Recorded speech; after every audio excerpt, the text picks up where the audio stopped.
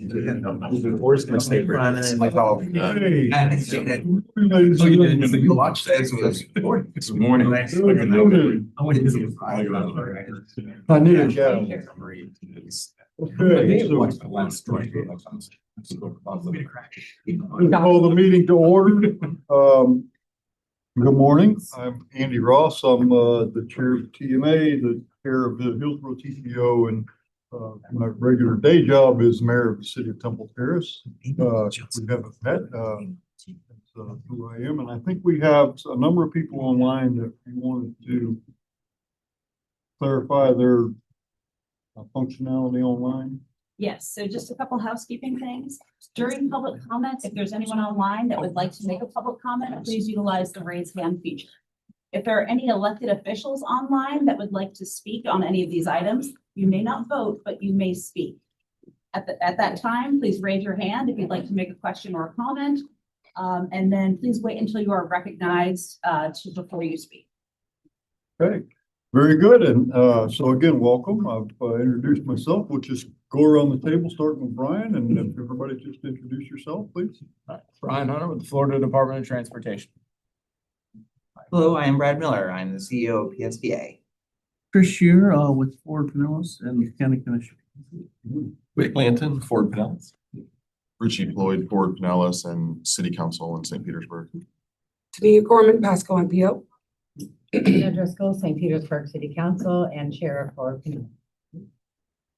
Good morning, Johnny Wong. I'm the director of the Hillsborough TPO. Morning, Commissioner Chris Bowles, Countywide District 6, Hillsborough County. Good morning, Michael Stevens, CEO of Tampa International. Charles Klug, General Counsel, Port Tampa Bay, also with the Hillsborough TPO. Greg Slater, Tampa Hillsborough Expressway Authority with Hillsborough TPO. Heather Sobush with Hart. Chelsea Favero, Ford Pinellas staff. Sarah Kiefer, Hillsborough TPO staff. Nicole Dufa, PSTA staff. Folks back here. Dr. Casey Campbell, Pasco County, and Lori Shatterer, Pasco NPO staff. Doug Body with BCC. Mo Franey, Mayor, City of Deneen. Smita Radhakrishnan, Chief Development Officer at Tampa International. Okay. Very good. Well, welcome to everybody. St. Petersburg. Oh, there we go. Michael Gagliari, City of St. Pete. Okay. Well, welcome everybody. So the first item, we already have a snag in our agenda. The first item is the approval of the February meeting summary. I do want to draw your attention, if you have that in front of you, I'd like to draw your attention to the top of page 2, which is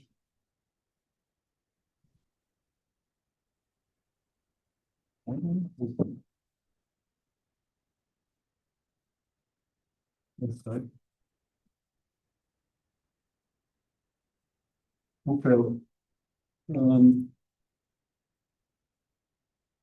We have another snag apparently, so we will go to public comment. If anyone online would like to make a public comment, please use the raise hand feature. We do have one person in the room that would like to make a public comment. Bill Richardson. Hello, Bill Richardson, you are recognized, sir. Good morning. Good morning. Good morning, members of the board. I'm Bill Roberts from Tampa. I served as the chairman of the Citizens Advisory Committee for the Hillsborough TPO. I just wanted to congratulate you on your work. I think this has been a tremendous effort. I think this board is doing good work. I want to let you know that you're nearing the finish line. And there's a lot of public interest in regional transportation.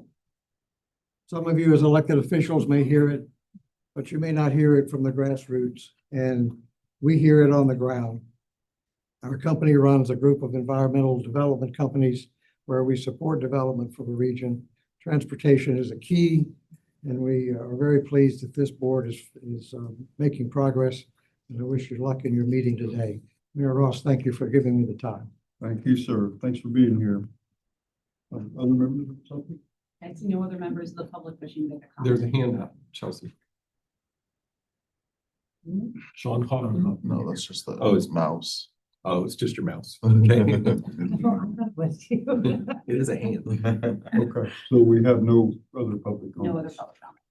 Okay, so let's return back to the minutes. We have a couple of snags here, but back to the top of page 2 of the minutes. This is under the official action summary. The TMA Leadership Group voted in support of option 3 for the apportionment plans. Option 3 is that each county and its local governments will be delegated to determine the apportionment of their respective voting seats. So each county would be charged with figuring out who fills their seats. And so the small cities representation would be decided by each individual county.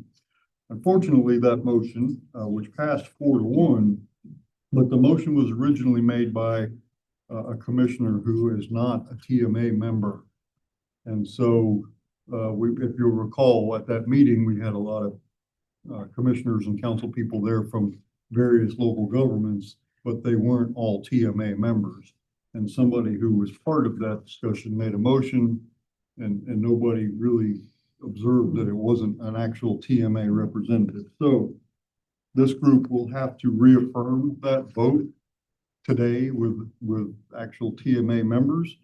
The second snag is that we don't have anybody here yet from Pasco County, and per our bylaws, we don't have a quorum unless we have a representative from each of the counties.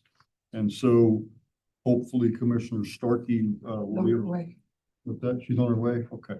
So we will have to come back. We can't approve the minutes anyway, but we'll need to take 2 actions. 1 is to approve the minutes, and 2 is to rectify that, take another vote on that. So are there any questions on that? I hope not, because I don't know if I have the answers. But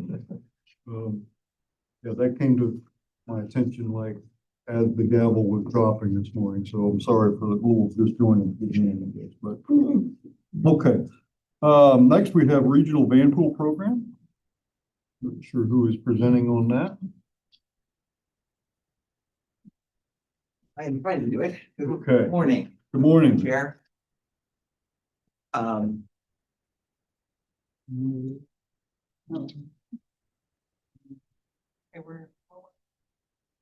working on another technical problem, but good morning, all Riff. Hi, well, my name is Brad Miller. I'm the CEO of PSDA. Welcome to our offices.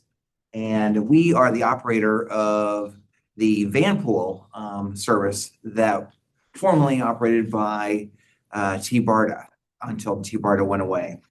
And unfortunately, I guess my presentation is not getting up there, but to summarize, I have worked at a number of different transit agencies in my career across the country in different cities, and van pooling is a very popular mode of transit in basically almost every city that I've ever worked. We've had a van pool operation, and then in the Tampa Bay area, up until 2 years ago, T-BARDA operated the van pool service in the region.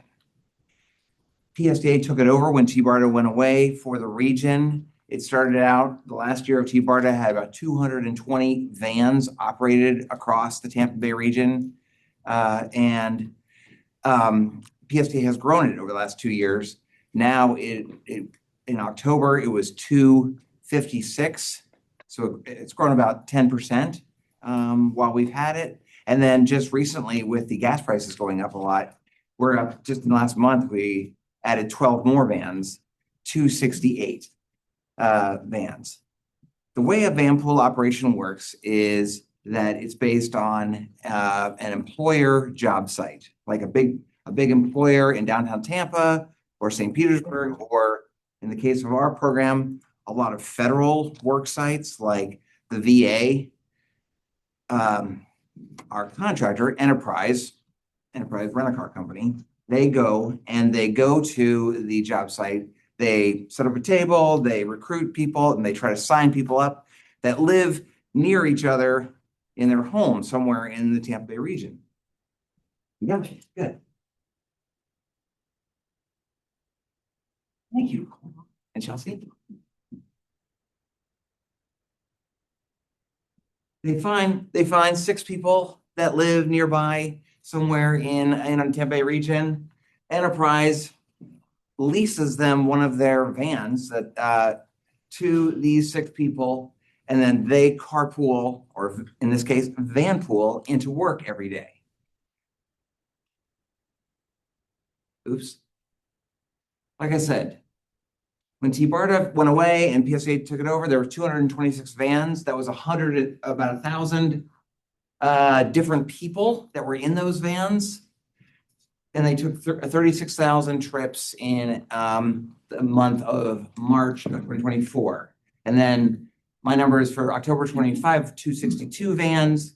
It's grown about 20%. The cost of the van pool operation is very low for, it's basically nothing for PSDA. PSDA provides a $500 a month subsidy toward that leasing cost, the monthly leasing cost from Enterprise. So $500 times 262 vans is $131,000 that PSDA paid. So times 12 months, that's about $1.6 million a year total cost to PSDA. The users pay the rest of the monthly rental fee. So that works out to, on average, about $200 to $300 a month, depending on number of people in the van and how many miles the van operates. That seems like a lot, $300 a month for commuting, but it's every day. And kicker is that federal employees receive a $340 a month transit voucher. All federal employees in the United States receive this voucher. They also get the same $340 for parking if they want it for parking, or they can use it for transit. So for the vast majority of federal workers who use the van pool program, it's essentially free. Their employer is paying for their van pool expenses. This is a map of the vans. This is a snapshot in December. And you can see the vans typically travel very long distances. These are people that live in Pasco County and they travel down to the VA in Pinellas or to the James Haley VA in Tampa, or they go to the airport. They live way, up in Hernando County and on down. You can see they're coming all over, but you can see the red dots are the major locations for van pool operations, and they are all federal employers. The VA in Hillsborough and Bay Pines in Pinellas have a lot of vans. MacDill Air Force Base, Tampa International Airport. You see, we even have vans that go way up there to the Bureau of Prisons, federal prison up there. People take vans up there. It really is a regional system. Oops.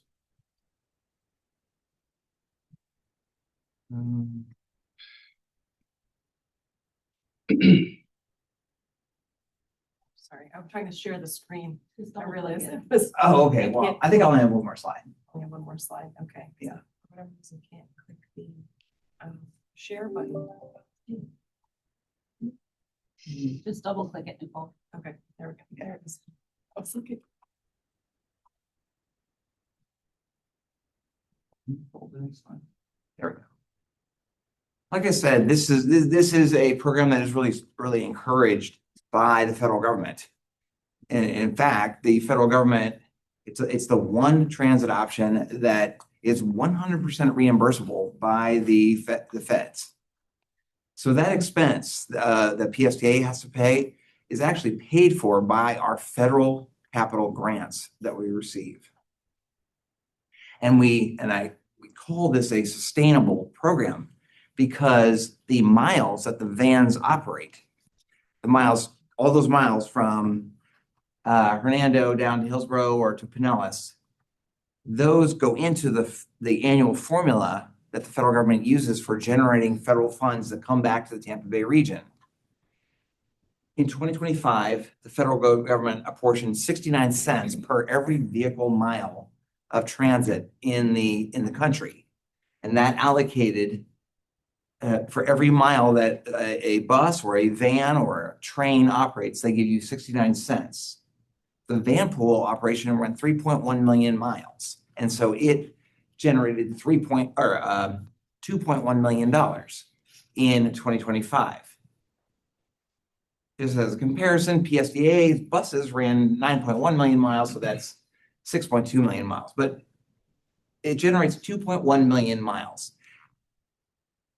As I mentioned, you saw that the cost to PSDA, the $500 subsidies, is about $1.6 million. So the revenue generated by the van pool operation kind of pays for itself because the program can be reimbursable by the federal government. So just looking to the future, I think it is a very popular program. It has grown. We are putting the contract with Enterprise is now up for bid again, so we'll bid that out and pick a new vendor, or maybe it'll be Enterprise again.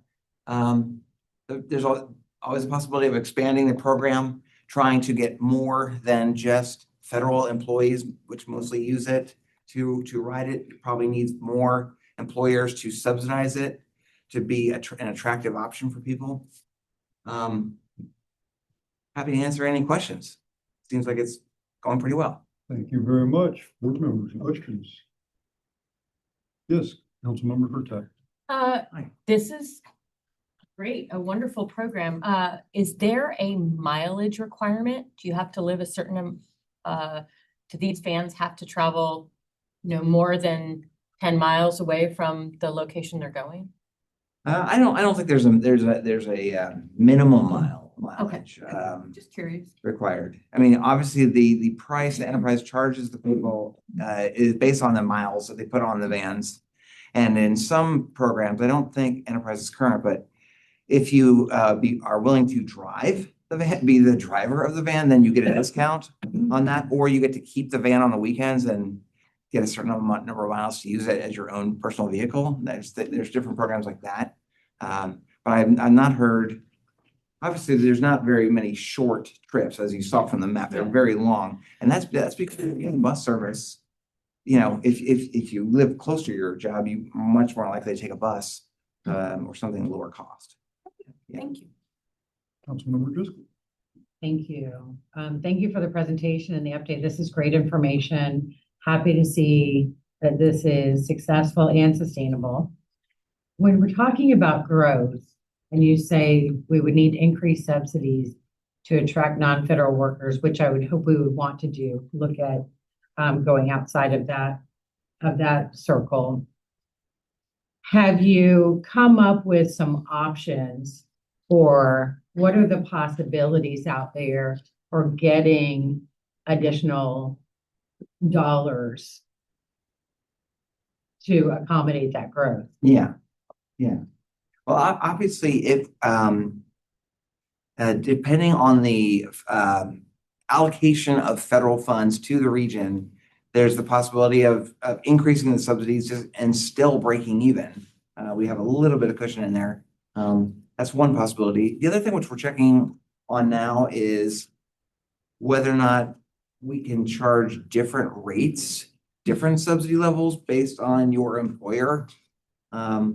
So that, since the federal government is paying $340 a month, maybe they could have a lesser subsidy than a non-federal employee,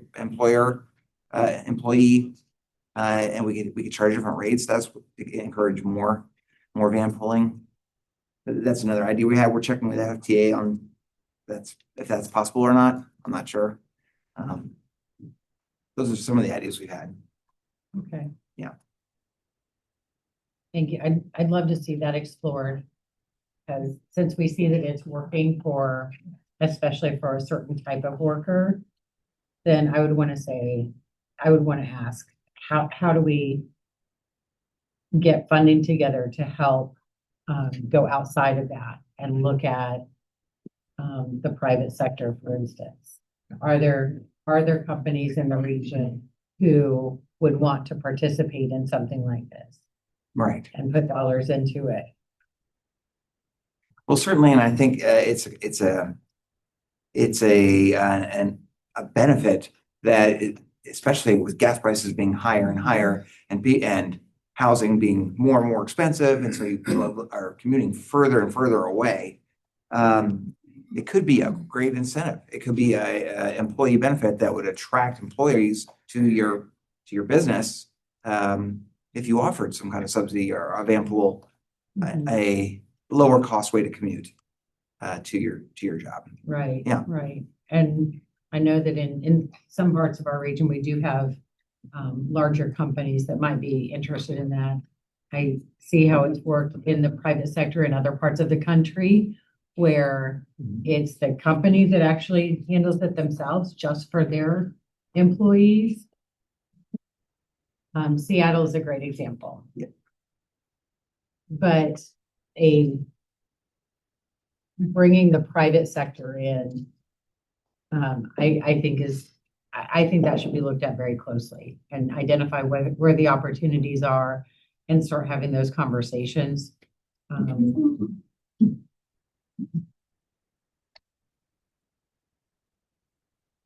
I'll just leave my thoughts there. We can talk more about it. I've got some ideas already. So, congratulations on making this a successful service, and I look forward to seeing where it goes next. Other questions, board members? Well, thank you for the presentation and thank you for hosting us as well. Okay, we will move on. We still don't have a quorum, so we'll have to circle back on a couple of issues, but we do have a presentation from Pasco, Pinellas, and Hillsborough. We also have our representatives from Tampa International Airport and the Port Authority. Port Tampa Bay is here as well. So we will start with Tania Foreman from Pasco County.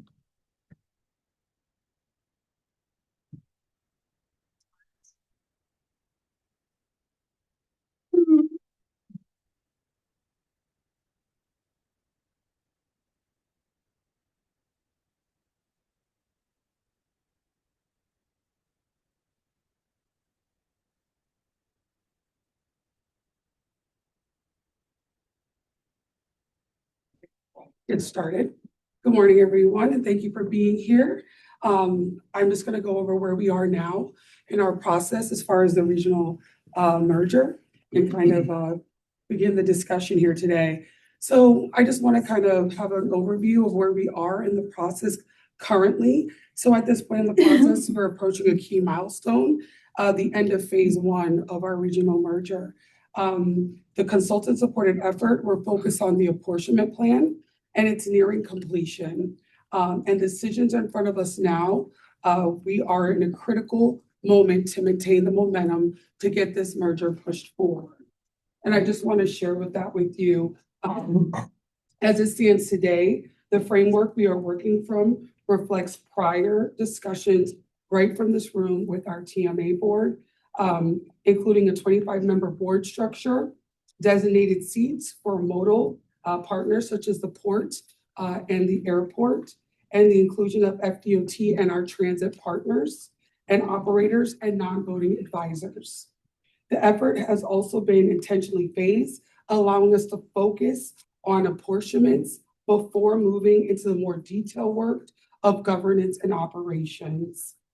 Right now, the immediate focus is confirming a shared understanding of the apportionment plan.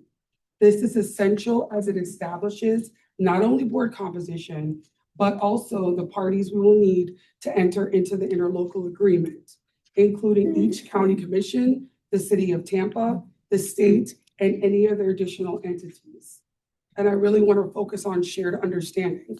We want to make sure we're leaving with a shared understanding so we can move forward with clarity and transparency, so we are not going backwards to have other conversations that we should have had previously. The current schedule anticipates that each MPO board will bring forward a motion, a recommendation to their respective government bodies this spring. This serves as an important checkpoint in our process of this regional merger. We want to confirm alignment and surface any remaining considerations and allow us to formally conclude phase 1 so we can move into phase 2. Maintaining the schedule is important. I want to stress this. It is extremely important. We want to be good stewards of the funds we were given, and we want to ensure that our citizens and everyone participating, we are have good use of our time and the funds that are allotted to us. At the same time, we are not starting from scratch. As I said before, we are moving forward with transparency and clarity in what we're doing. Maintains materials developed during phase 1, covering MPO administration, finances, and operations are already in place and directly inform phase 2. Where the focus will shift to bylaws, will shift to operating procedures, and then to organizational structure. You will also see that we have a current resolution of support going to the MPO boards, includes provisions not only for apportionment, but also voting on key plans like the TIP and the LRTP, which Whit will talk about later, which will help us have equity in all of our planning documents and how we prioritize our projects. Also, these provisions are intended to ensure balance and support across all 3 and reflect feedback throughout the process. So it is not one county over another, or it is one group or 2 counties saying, these are the projects that we want versus one county. We're making sure, again, that this is an equitable process. Ultimately, the work is designed to produce a draft interlocal agreement and support materials that can move efficiently through each jurisdiction's review process and to the governance office at the governor's office at the time when it comes.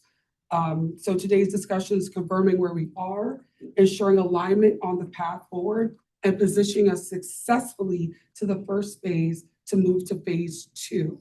And with that being said, I will open it up if anyone has any questions or comments. If not, we will move to Whit's presentation. Thank you, Ms. Bowman. Board members, are there questions for Ms. Bowman? Okay, very good.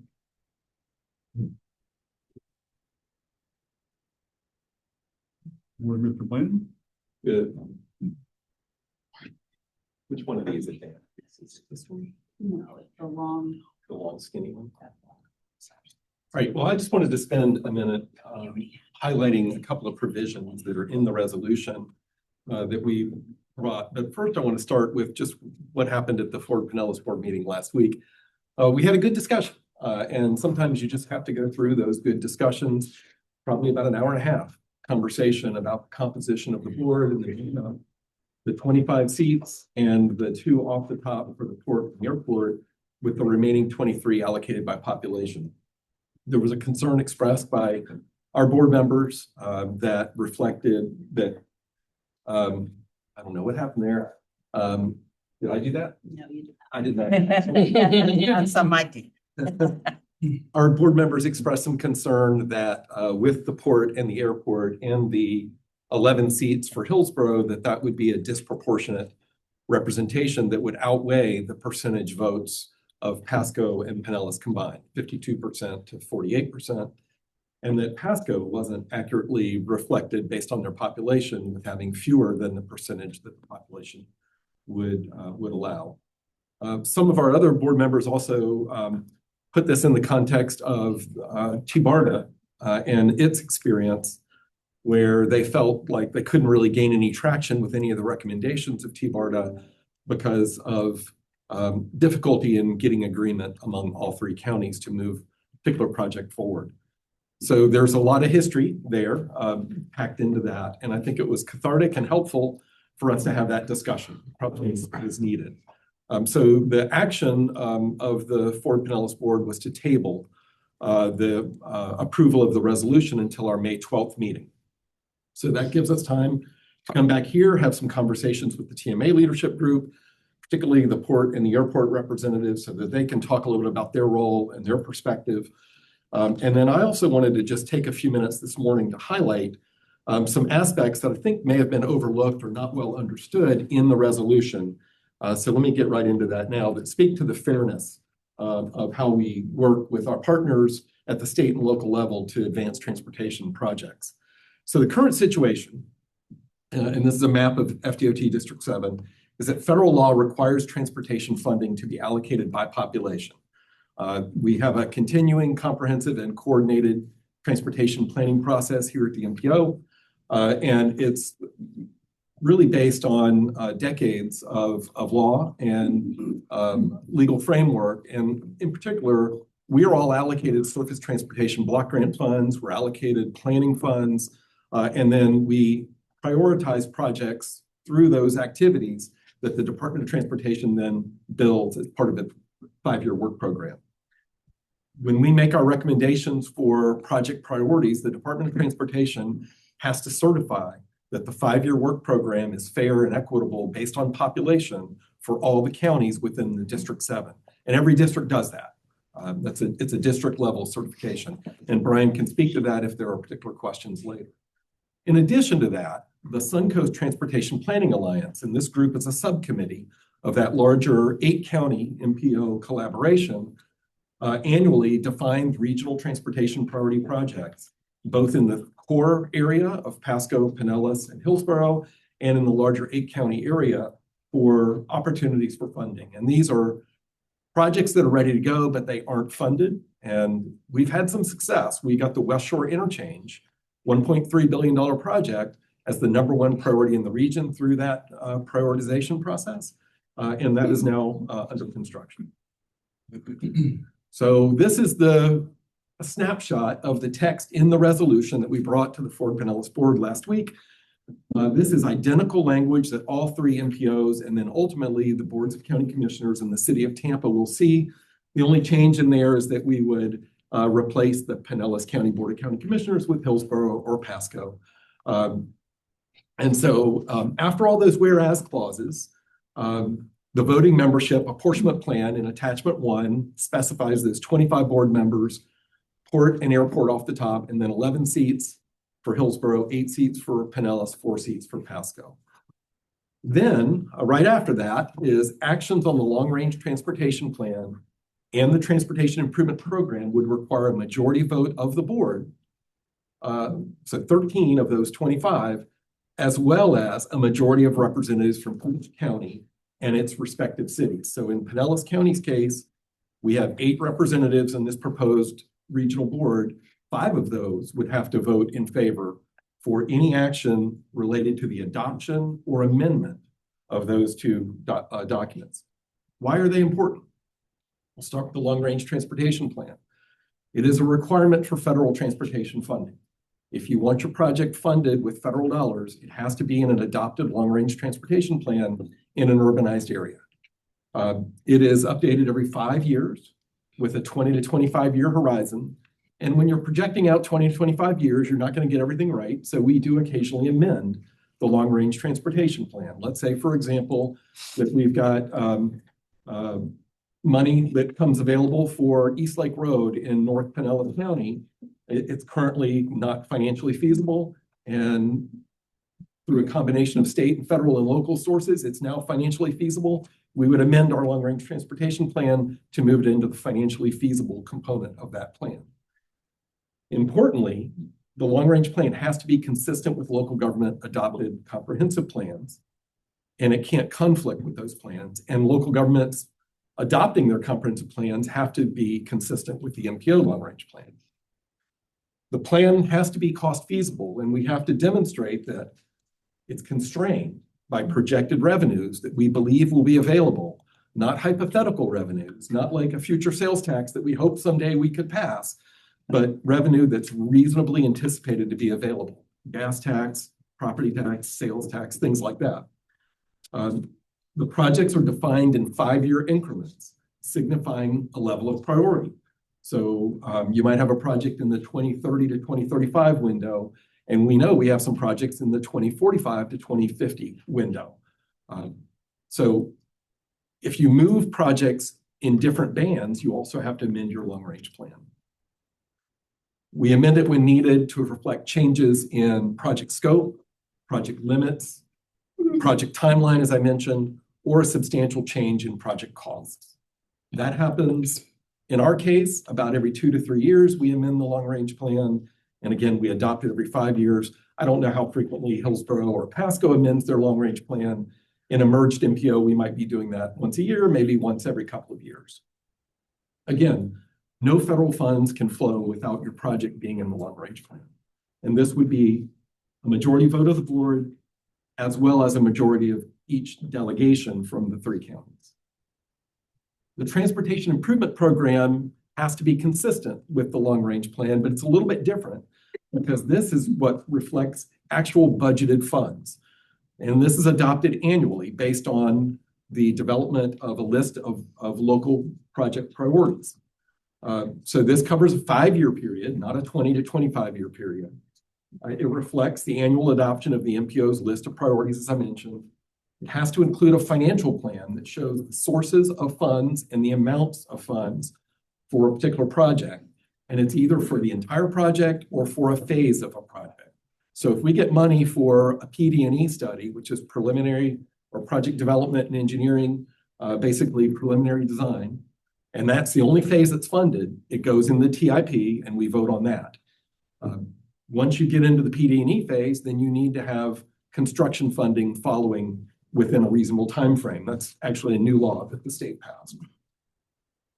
You have to identify federal, state, local, and private sources.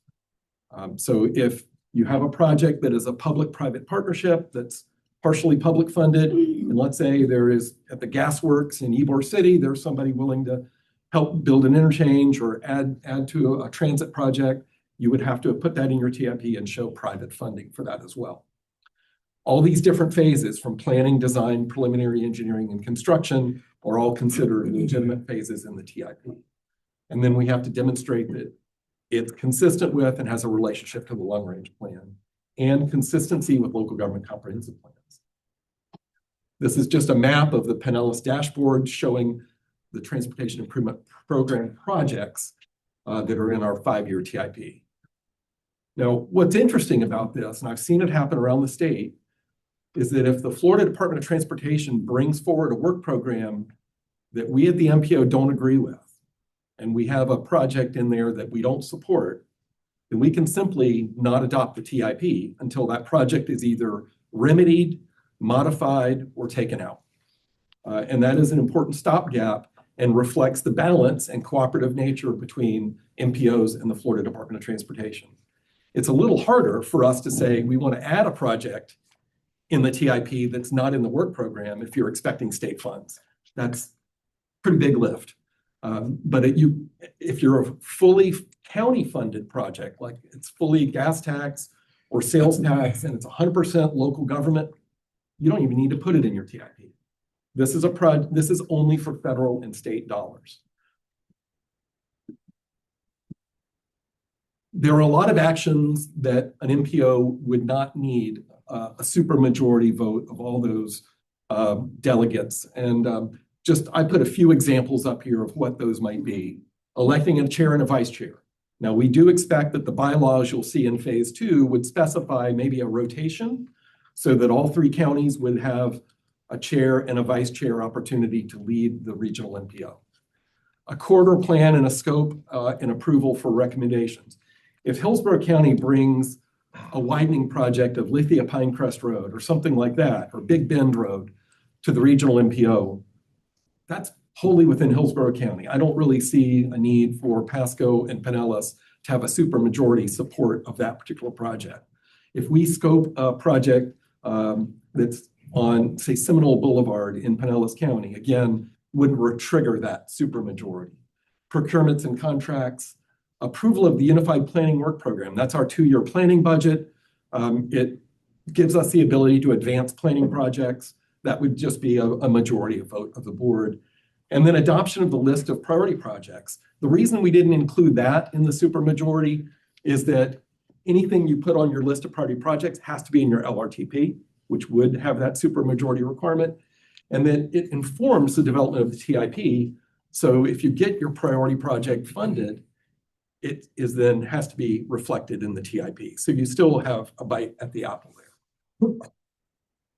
The last slide I want to point to, I think, is really important. Ultimately, you want to get your project funded by the MPO, but it's not easy and you've got to be ready. and project readiness is critical.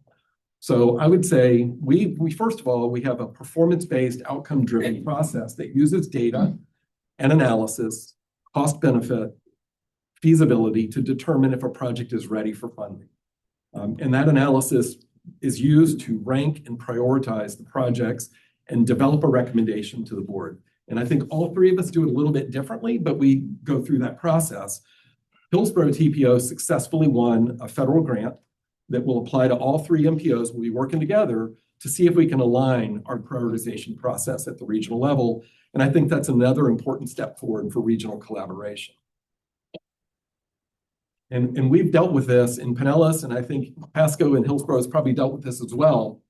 What we need to advance a transportation project is local government approval of a detailed concept with planning level cost estimates. And that means approved by a city commission, city council, or county commission. It has to define project phases if those are necessary, and we have to have public engagement and stakeholder support. We've had projects that go through that process, then we have an election, and it's a year away from construction, and then we lose the support of that project. That creates a real problem. So that consistency and commitment is really important. And then bringing local funding to the table always helps get your project funded. If you are relying solely on federal and state funds and you don't have any skin in the game, it's more difficult. Here's an example, a picture of Dunedin Skinner Boulevard. This was a federal, state, and local partnership.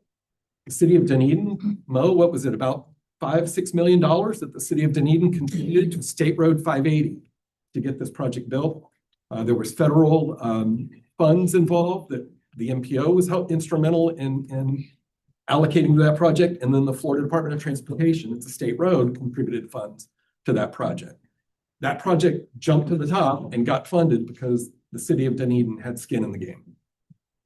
And then again, just demonstrating that continued commitment to the project beyond election cycles is really important. And that's why that performance-based, outcome-driven process is so important.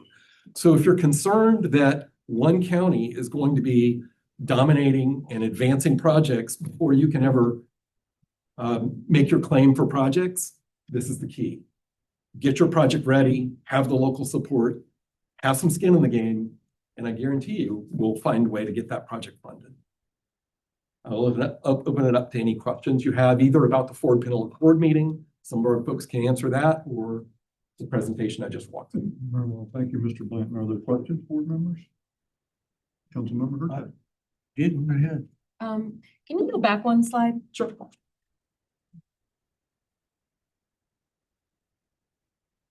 And there may be other actions. I just picked a few that. So my concern is the corridor plan scope and approval of recommendations. Because you're saying if a project is solely in a county, and so immediately I see interstate widening projects where FDOT just stops at the edges of counties so that the county is the only one that has to approve it. And so for me, I mean, I'm just using that as an example, but I think we're going to have something in documentation that says you can't do that. You can't take a project and specifically piecemeal it within a county as a workaround. Gotcha. Yeah, that's fair. Because that's really a regional asset. Absolutely. And I would disagree that a widening of like Big Bend Road is only whatever. I mean, and I'll be honest, I don't really know where that is, but I'm just like, if there was it's not just, if it touches the edges of that county, if it hits the borders, then it's not an inter-county project. That's a great point, and we can certainly revisit that and look at that as well. What I was really getting at is more just the scoping and approval of recommendations. Ultimately, if we were going to have it funded, that would require that supermajority. But that's what I mean. So that was the part that I really wanted to, but I do appreciate this. I think this is a really good way to talk about it. I like this so far. This is something that I feel like I can bring to the city council. One thing I also didn't mention is those two important MPO work products that would have that supermajority, the long range plan and the TIP.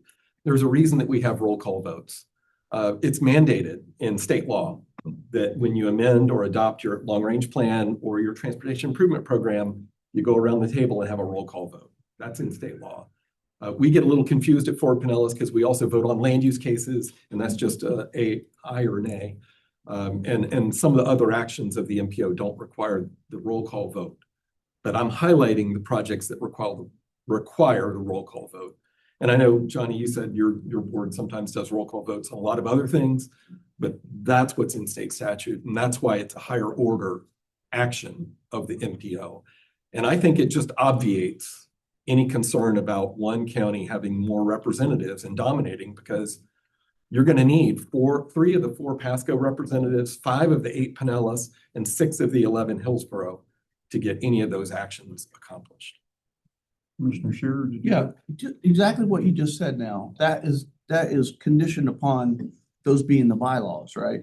It's The bylaws have to be approved. it's the same weight as the interlocal agreement of the 25 board with the port and the airport off the top. It's part and parcel. We haven't seen an interlocal agreement. I haven't even seen a draft. I'm talking about the resolution. Okay. So all we're voting on now is the resolution. So, but to be specific on the bylaws, which will determine on what's approved and what's not approved, those will be determined by the new MPO and his board, right? I mean, you told me that in this email. Yeah, we cannot. So that board cannot bind that's a going to future board approve on these a separate- bylaws is going to be the board that we put together with this apportionment that we're going to vote on today. So first the apportionment gets done, then the interlocal agreements are voted on, which creates the MPO. And then after the MPO is created, then the board of that new MPO creates the bylaws, which is very backwards. Okay, and I appreciate you sending me this email, because that's what that's what I was thinking. This step 2, create the bylaws. That's not going to be done by us here. That's going to be done by the new MPO, and it's going to be done by the MPO that's created, and the members of the MPO will be the members according to the apportionment that's before you today. It's not going to be approved by the county. It's going to be approved by the new MPO. So I just want to bring that to your attention, because it's a major stumbling block for me. So, maybe if I can clarify, Sarah, maybe you know, or somebody else in the room knows. Sarah Caper, and I've been managing the regional MPO project. So the resolution that we are asking of all of the MPOs, and then the 4 principals, the county commissions, and the city of Tampa, is an interim step to show kind of where you stand today. Are we headed on the right path before we enter phase 2? It is an opportunity to get feedback like that. And I would not say that the door is closed on including that in the ILA. The ILA would still have to go through many reviews. We have to include the apportionment plan in that. We also have to get it reviewed by all of your attorneys, which we know that is a process. So I don't see why we couldn't try to put that in the ILA, and then it could get worked out. We might hear that that's not the appropriate place for it, but I think it's worth trying to see if we could get that in the ILA, if that's really a sticking point for the elected bodies. Are you the consultant? No, I'm with the Hillsborough TPA. I'm sorry. Go ahead. I'm with the Hillsborough Transportation. Oh, okay. Okay. She's managing the consultant. I'm managing the consultant. Are they here? They are not. Because I've also heard that there's draft interlocal agreements ready to go, but We have the ILA.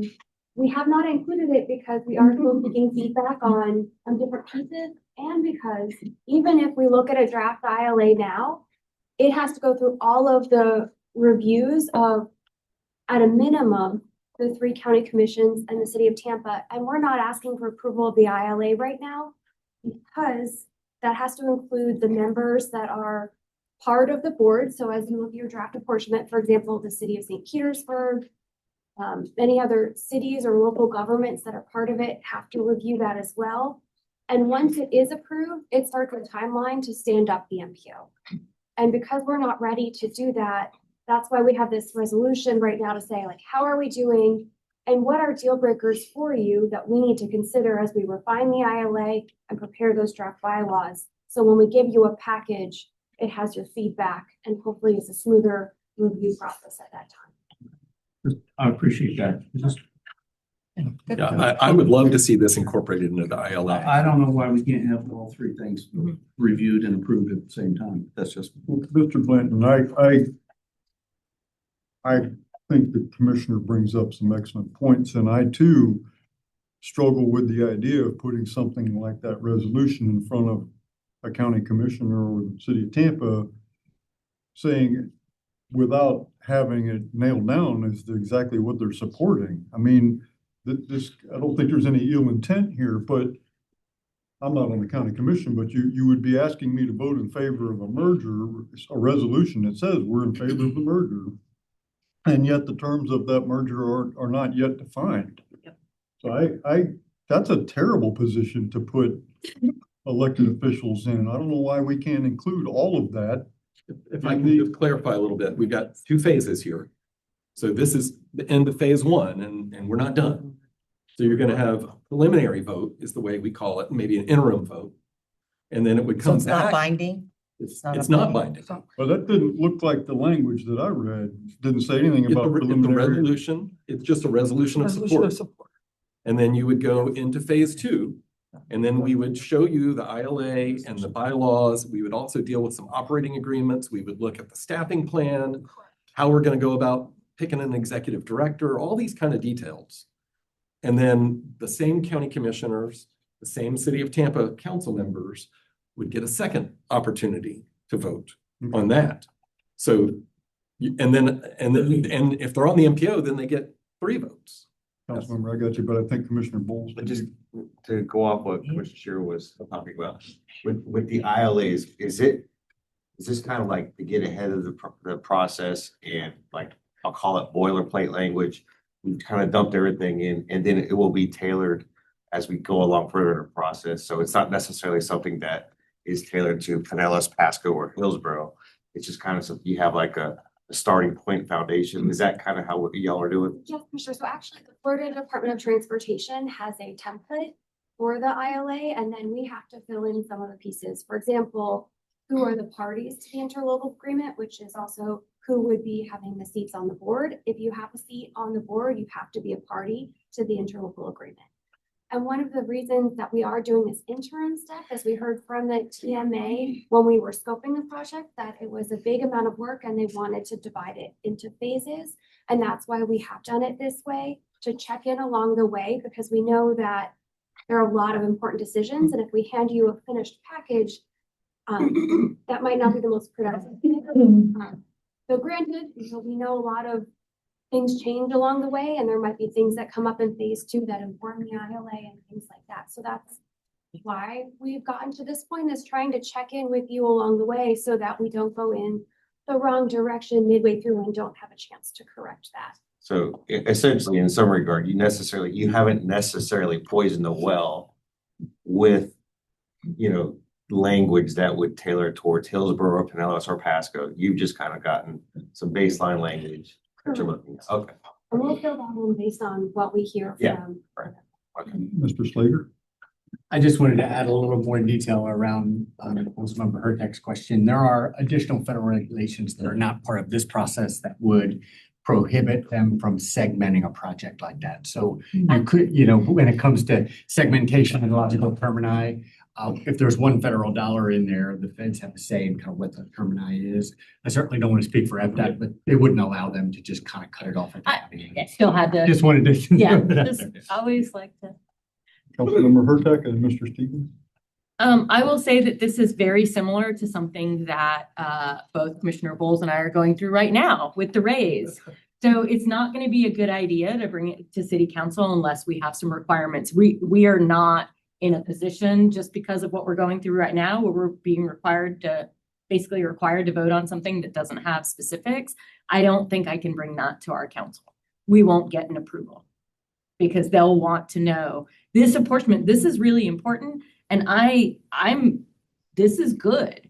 What we're talking about now is good. I still want to talk about apportionment, but the majority approval, the ability for the city to, negotiate with the other counties as well. that's something I'm gonna have to be able to bring to the city of Tampa in order to get a vote. Yeah, and you can thank Commissioner Sheriff. When I sat down with him before this meeting, he said, you know, we need some kind of supermajority requirement, and this is how we operationalized it. So I think it does protect us all from the tyranny of the majority. And I think that's a good thing. And it's been in practice. This is not something we just thought up. Other MPOs do this. I usually cite Gainesville, Alachua County. I don't think they still do it, but they did for a long time when they had 5 city commissioners and 5 county commissioners on their MTPO back in the day. And there were many a long night when you couldn't get out of that meeting because motion after motion needed a 3-2 vote for both. And I don't think they did it for every action. I don't really remember, but I know I was there till 2 a.m. one time. Mr. Stevens and Councilmember Floyd. Thank you, Chairman. I really, what Commissioner Scherer is saying, I think you're hearing that resonate with everyone. And while apportionment is great and there's notional consensus there, the devil is in the details when it comes down to the bylaws. And as a former general counsel before I moved into this role at transportation organizations, those details are going to matter. I guess my question fundamentally is, you were saying there was some triggering mechanism that if you provide certain information, then it triggers the sequence of events. Can you talk about that a little bit more in terms of what that time is? Sure. So once an interlocal agreement is approved and signed by all the parties, we have 6 months to stand up a new MPO. That is not part of what we are doing as part of this effort with the consultant supported effort with phase 1 and phase 2. Our desire by the end of phase 2 is to have all the documents ready so that when the parties are ready to have their attorneys review the interlocal agreement and kind of get that process started, that we have things ready to go. And so our intent with this effort is to create the draft interlocal agreement, the draft bylaws, have a staffing structure set up. It would be up to a new board to approve the bylaws. And it would be up to a new board to implement hiring an executive director and that staffing plan. But our goal is to have everything ready so that once the interlocal agreement moves on and is approved by those parties, then there's something that they can start with in that 6-month period because it is so short. So perfect. So it's a 6-month period. Do you have draft bylaws now? We do not. That's part of phase 2 of this. Okay, so, okay. But before, of course, the ILA and all that type of stuff is happening, are those draft bylaws going to be circulated? So when? It would be circulated as part of phase 2, yes. Okay. And we certainly would take that before this body and the others that have been reviewing things along the way to get your feedback on that. Okay. And that's one of the things I think we're looking for to clarify with what we're doing right now is to hear what are issues of concern or issues that you feel are important so we can work those in rather than have you react to the bylaws, which we still have to do. But if we can incorporate them into the draft bylaws, that certainly is easier than amending it many times. Okay, thank you. I would expect that we'd be somewhere maybe around September of this year, potentially. To clarify that, I think yes. However, that does depend on what we hear on phase 1. And if we're not at a point where we feel like the apportionment plan is a good place, it seems a little hasty to move on, but we certainly would look for direction on that. As I mentioned, the reason we did it this way is because of what we heard from the TMA when we were. Councilmember Floyd. Thank you. I just wanted to get clarification. The resolution is just about the apportionment, and it's sort of a check-in to see if we all agree on that, just that piece of it. Yes, and as well as that provision that I added about the majority delegation. And then I also want to point out that what we're operating under right now is a vote that was taken by all 3 MPOs at somewhere in late 2023. We've adopted an MOU to guide this process. And that's the only vote formally that we've really taken. I think Pasco may have taken a vote on their 4 seats, but we haven't really asked for votes because this is intending to be a collaborative process. This is really the first opportunity to let's have a vote to see, are we headed in the right direction? Is this something you can be comfortable with, subject to how we respond to any concerns that you're raising at this point. Okay, so it feels to me like this resolution is not necessary to actually do the process, but it's being asked for so that we can just sort of show that, hey, this large and could potentially contentious piece of it, we've at least come to terms with. But if we were not to do this resolution, we could still go through and just get to where votes are more binding, but it seems like we want to do this so that we don't have things that we're arguing about later on down the line that were earlier in the process things. That's how I'm imagining this. We've been at this for almost 3 years, Yeah. and really longer, but formally since 2022 mainly. And that's gone through several election cycles. Mhm. We're having an election coming up this fall. Having votes and check-in votes provide a foundation for us to go forward, even if some of the faces and names around the room change. Okay. And that was kind of the point I made about getting your project funded, because we found the same issue in getting projects advanced. When you have an election and the project is 2 years away or 1 year away from construction, and now they don't want the project, that presents a real hardship for FDOT and for the MPO, because you've taken vote after vote after vote on this project, and now you've got a new commission that doesn't want it. It doesn't lend itself to this process, and we're kind of trying to mirror that a little bit. I see that. Thank you for that clarity. Councilman, if I can offer a little bit of additional context, I believe the reason why we recommended sequencing this work out over a period of time and into 2 phases is because if we couldn't clear the initial hurdle of coming up with a representation that works for everyone, then it would only represent wasted staff time and effort to proceed with drafting the ILA and bylaws. I feel based on the conversation that maybe that's less of a concern than it was 2 years ago. So I don't think it would be a problem for us to amend the schedule of work. That being said, it's a mutual decision among Hillsborough TPO. We're the recipients of the grant, and FDOT. We have a contract with them in place for $500,000 that supports this work. Thank you for that. I didn't want to get so explicit as to say like, if we don't pass this, then we can tell right away that like it's a waste of our time to keep going. But I think that was implied, so I appreciate I'm happy to put it bluntly for you. Yeah, I That's appreciate exactly that. Yeah. Okay, Commissioner Shearer, but I do want to remind board members, we've got some really significant discussion yet to have this morning, so we better put a lid on this portion of the meeting here pretty soon. So Commissioner Shearer. Yeah, thank you, Chair. Just real quick, for me, the apportionment, the bylaws, and the interlocal agreement are all intertwined. And it's impossible to approve one without the other. You don't merge a company and then get together later after the merger and say, oh, I think I should have this be votes. Oh, these are the bylaws. You don't do that. We have to see them all. We have to work. I'm capable of working on 3 documents at one time. And I think everybody in this room is. We're big people. We should be working on this. We need 3 documents. We need apportionment. We need interlocal agreements. We need the bylaws, and we should be working on those simultaneously. So we can come to a conclusion, and then we can go to a closing date. So that's that. And also, I want to clarify what she said is when the interlocal agreements are signed on this process, your MPO has been formed. Your board is going to get together, and your board is going to determine what the bylaws are. Now, they can send them out. They'll send them out to other people and ask them what they think. But at the end, it's the new board that's going to approve those bylaws and nobody else. So your city council will not be getting a vote on the bylaws unless we change the process, which I would just kind of happen to have an idea we should do that. But I want everybody to have a clear understanding what they're approving.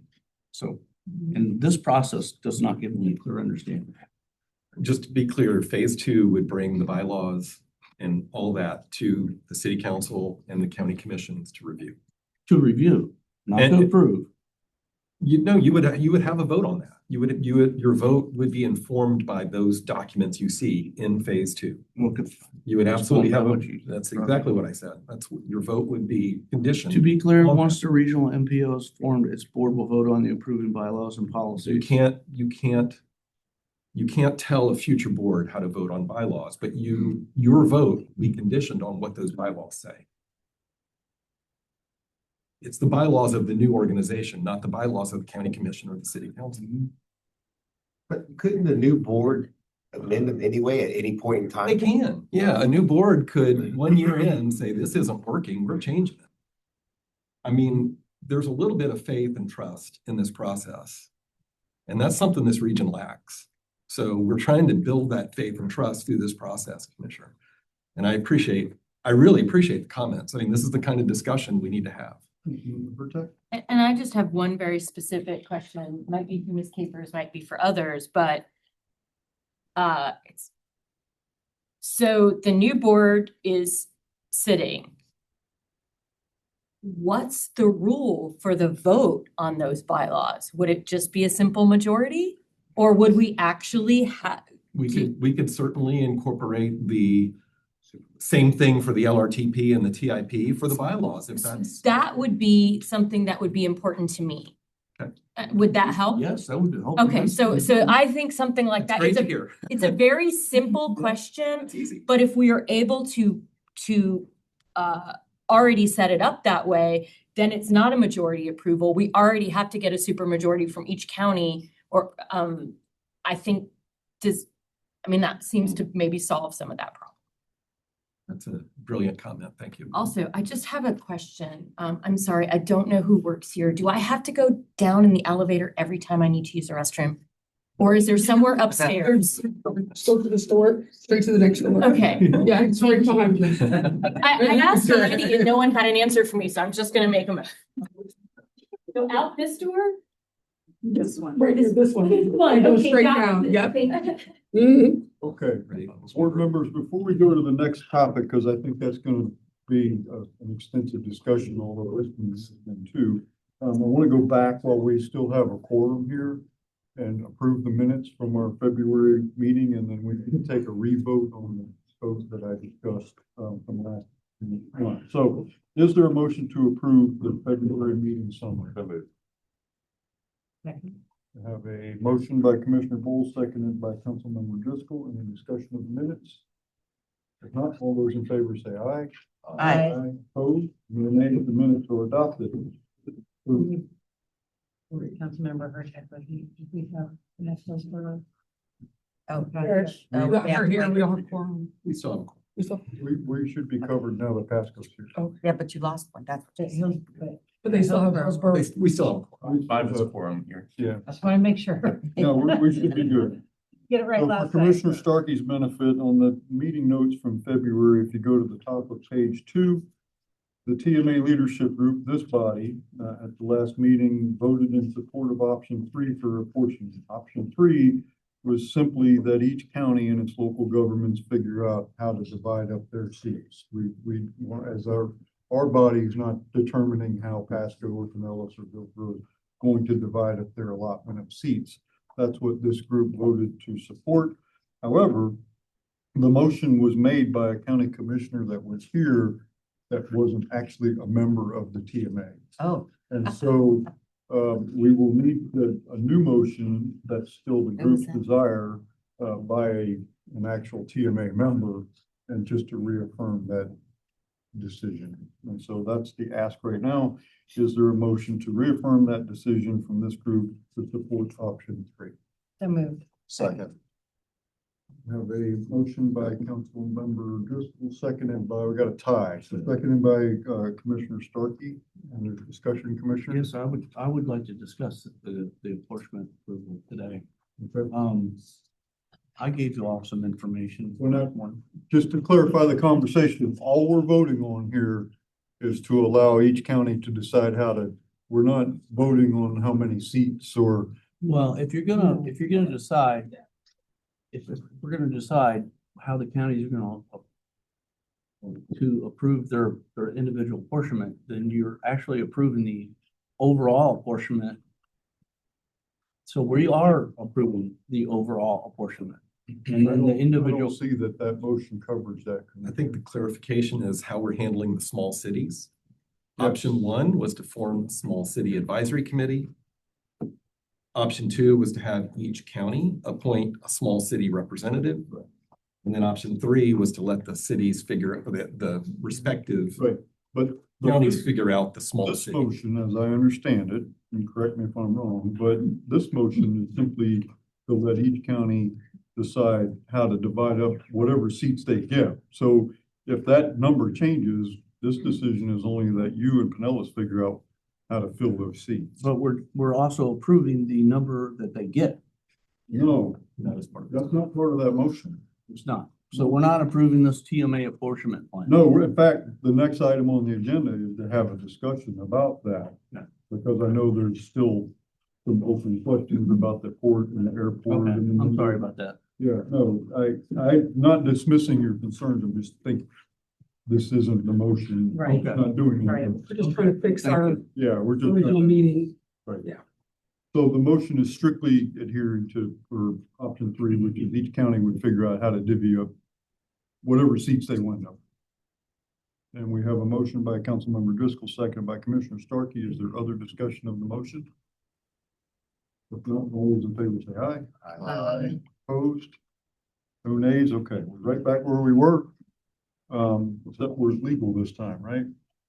Yes, we are. And so now we will move on to Hillsborough's Regional Transportation Authority's update, which will go to the heart of your Thank you. discussion. Thank you, Chair. And Dr. Wong. Yeah, I'm happy to do that. So what is clear from today's conversation is that the staff from each of the respective MPOs have spent a lot of time working on this draft apportionment plan over the past 2 years. And we have solicited meaningful feedback with each of our local governments and MPOs along the way.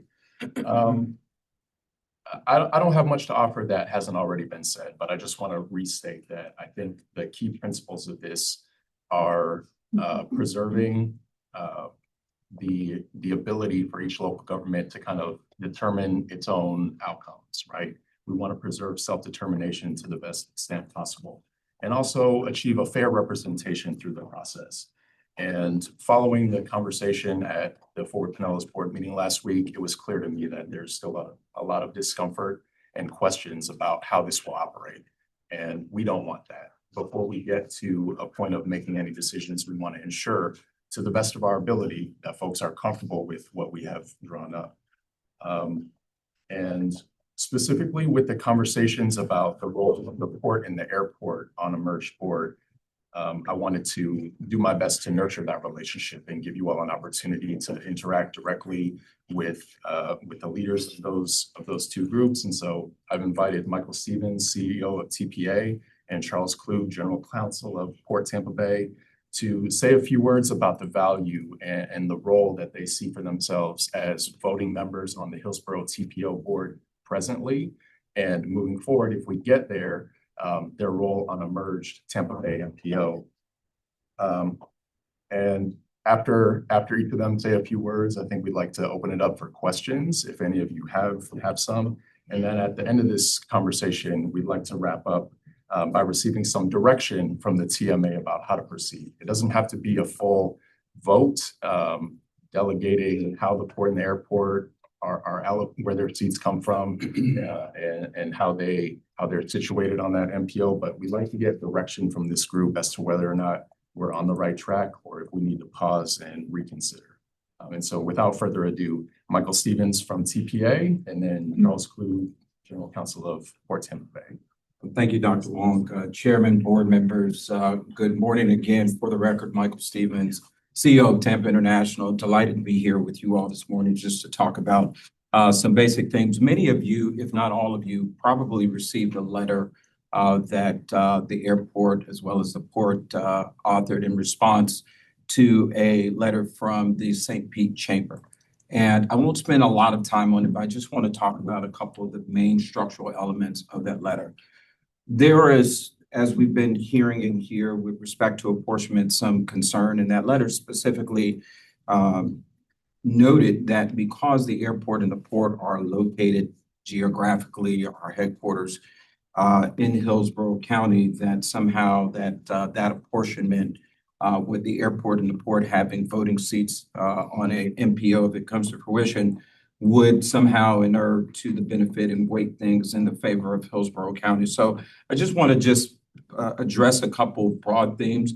For those of you who follow Phoebe and our social media team, you probably recognize that this is our 55th birthday this week, right? And in the entire 55-year history of the airport has always been a regional asset. We have worked in lockstep with our partners in Pasco County. Commissioner Starkey been a great supporter. Pinellas County, throughout the region, our catchment area is very broad. But when we talk about the counties that are going to represent this regional MPO, I really just want to focus on that for a moment. We have always gone out and looked for flight and economic opportunities as a regional entity. We are delivering about 25 million people to the beaches in Pinellas County, to all the enormous growth that's happening in Pasco County, and of course, everything that happens in Hillsborough County. And that is essential to make sure that the airport is able to function, that we continue to maintain a regional and independent view, not because we are in Hillsborough County. We've never been parochial in our view and our vantage point. In fact, anecdotally, there have been times where to defend the interest of our region, we actually have entered into litigation against the Hillsborough County property appraiser all the way up to the Supreme Court, both the port and the airport, to defend what we view as the regional importance of the organization and what the airport does. So I say that simply to just establish the predicate that I recognize there are valid concerns about what apportionment may look like. And I think for all of the reasons that you've heard around the table, we know that we can get there. There are a lot of smart people in the room to be able to get us there. But what I want to do is just assure and reaffirm this group as we look at this potential layout, that the airport is certainly not going to in any part cannibalize or dilute the ability of any of our regional voices, any of our regional leadership for the benefit of any particular county. That is not how we have operated demonstrably in our 55-year history, and that is not the way we would operate if the airport was a part of a regional MPO. Having said that, I do think that there's absolute value in having the airport and the port represented as voting members. We are two of the largest economic engines in the region. The airport delivers about somewhere in the neighborhood of $12 billion in economic activity. The port in a similar fashion. I certainly won't speak for my colleague, Charles. He'll be able to talk for the port. But when you look at the volume that we are moving through this airport, 25 million people in 10 years, it is going to be another 10 million people coming through this airport. We are one of the main organizations that are building very large capital projects. As you all are aware, we have a $1.5 billion international terminal that will be delivering passengers to all of the region for everyone's economic benefit. So I just want to stress the notion that we have the ability in this region to be able to get to a regional MPO that is going to benefit us all. We're at the precipice of something tremendously great if we can just get past some of these details. And Commissioner Scherer and a lot of folks around here raised good points, excellent points. As I said, looking at it from my previous background, the devil is in the details. So there is an opportunity to get us to a place where everyone is comfortable. I would just hate for there to be a notion in the air that somehow the airport is going to tilt itself or lean itself in one direction or the other. Again, that has not been our history over the past 55 years. That is not how I see it as the new CEO. That's not how any of my predecessors have seen it. We are a regional asset and will continue to be that. So I strongly urge us all to really think about how this is going to benefit this region if we can just make this happen and get past some of these details. So thank you for your time and your attention. I'd be happy to answer any questions. Thank you, Mr. Stevens. We'll go to Mr. Klug and then we'll open. Thank you. We also have a letter. In case you didn't receive, I'm going to pass it out. On here. Well, So also, just want to thank you for our opportunity to talk about the port. We always like to talk about our port. In fact, we'll be glad to go to your particular county commissions or your city council meetings and do a PowerPoint and show the great economic impact. But let me just touch on some of those issues that we're going to face today. We're privileged to live in the third largest state and also the place where everyone wants to vacation, as you're very well in Pinellas County with the beaches. We market that with our cruise activities. We say, come take our cruise, you go to our beaches, you go to our zoos, you go to various hotels and restaurants that we emphasize here in the port area. We are the most diverse and largest port in the state of Florida. It's not Miami, it's not Jacksonville, it's not Canaveral. It's right here in Tampa Bay. We're the local sponsor for dredging. So our maritime highway that comes down our channel, we're responsible for that. That highway also leads to St. Pete, leads to Port Manatee, leads to Wheaton Island. So we're responsible for that highway. Those cargoes come down that highway, the Maritime Highway. They go by road and rail across the region. So it's not just coming into Hillsborough County, not just going to the city of Tampa, it's going across the entire region. So it's vitally important to us that we have a regional MPO, emphasize regional transportation. Once those goods come into the port or leave the port, we have to have some type of a roadway system, either waterway or road or rail. And so we're trying to make sure that all that fits together. The port district itself is the entire county of Hillsborough, goes all the way out past the Skyway Bridge to past to the Seabuoy, past Egmont Key. And so we're responsible for bringing those cargoes in here, but we could actually develop anything within Hillsborough County. We only do areas for port development that have road and rail access. So showing that importance of road and rail to the port. So we need to make sure that we have regional transportation. We need to make sure those highways operating efficiently, get our cargo and our freight across the region. I want to mention a couple of other things about the port. Each year we bring about 32 million tons of cargo through our port, including about 43% of the state's petroleum needs. 43%. It's coming from the Gulf. It's not coming through the Straits of Hormuz. It's coming through those refineries in Texas, Louisiana, and Pascagoula. The jet fuel for Tampa International Airport, the jet fuel for the Orlando International Airport, for St. Pete Clearwater Airport, it's coming through our port. So it's vitally important that we have these motorways to get that cargo across those regions. We also provide the break bulk commodities, including cement, aggregate, granite, limestone, steel, lumber for for building construction, for residential construction. That demand for building has increased dramatically since the COVID. And we have about 1,000 people coming a day to Florida, about 100 in Hillsborough County alone. We're providing the lumber, the steel. It has to go across our roadways. It has to get to those communities.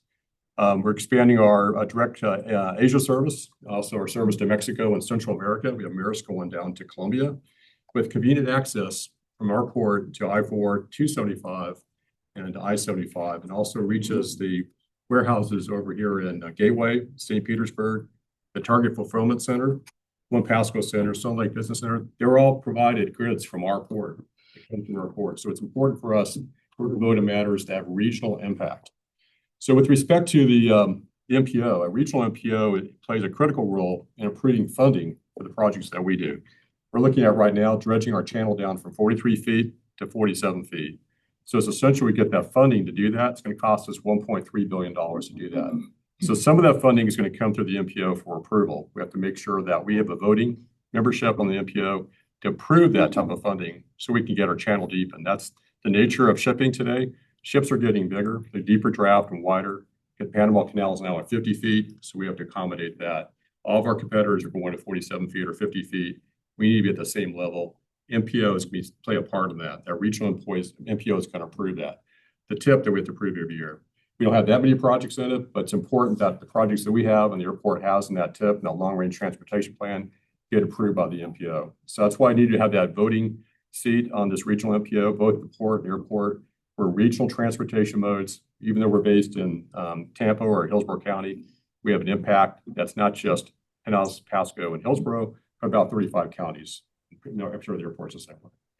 We're glad to answer any more questions about the port's role and our interest in the MPO. Commissioner Starkey. Oh, no, council member was up before me. Oh, who was Right that? here, right here. Oh, I'm sorry. No, I'm sorry. You're so close, I wasn't looking on here. Well, I'm gonna be like, Okay. thank you. And thank you both for being here, leaning in, and sharing what you did with us. And I can say I very much appreciate all that you do for our region. And I can see that you do have a regional mindset when it comes to the work that you do and the services that you provide. The economic impact is just incredible. I don't know what we would do without both of your organizations. The questions that I'm going to ask don't necessarily reflect my opinions, but I'm also thinking of folks who have weighed in from outside and also from our recent Board of Pinellas meeting. So I want to bring these things up, get some things into the light, and share some of my own thoughts as well. There are some who say that the airport and the port are really Hillsborough things. As far as how it's run, who's on the board, where the real interests lie. And one of the details that comes up is your board representation. So the way that you run your operations, the way that you run your business, so to speak, who are the stakeholders who actually have decision-making power? What counties are they from? Yeah, well, I'll put mine down because those are all the questions. That Oh, I was sorry. gonna ask. No, I hear the same thing about, so. So how many people do you have involved who are from Pasco and Pinellas? So from the airport standpoint, our fiduciary board is 5 members. All of them are from Hillsborough County as it stands under the Enabling Act. There's a seat for the mayor of the city of Tampa. There's a county commissioner appointee. And then there are 3 gubernatorial appointees under, again, the Enabling Act. All of them have to have their primary residence in Hillsborough County. Yeah, so we were both created at the same time back in 1945. And initially, we both had 5 members appointed by the governor. And so it wasn't until about 1990, because we also have minimum taxing power. You actually utilize yours. We actually collect about $10 million a year. So they decided to have 1 county commissioner and the mayor of the city of Tampa on our board. We have 7 members now. So 5 were appointed by the governor. 2 have to have maritime experience.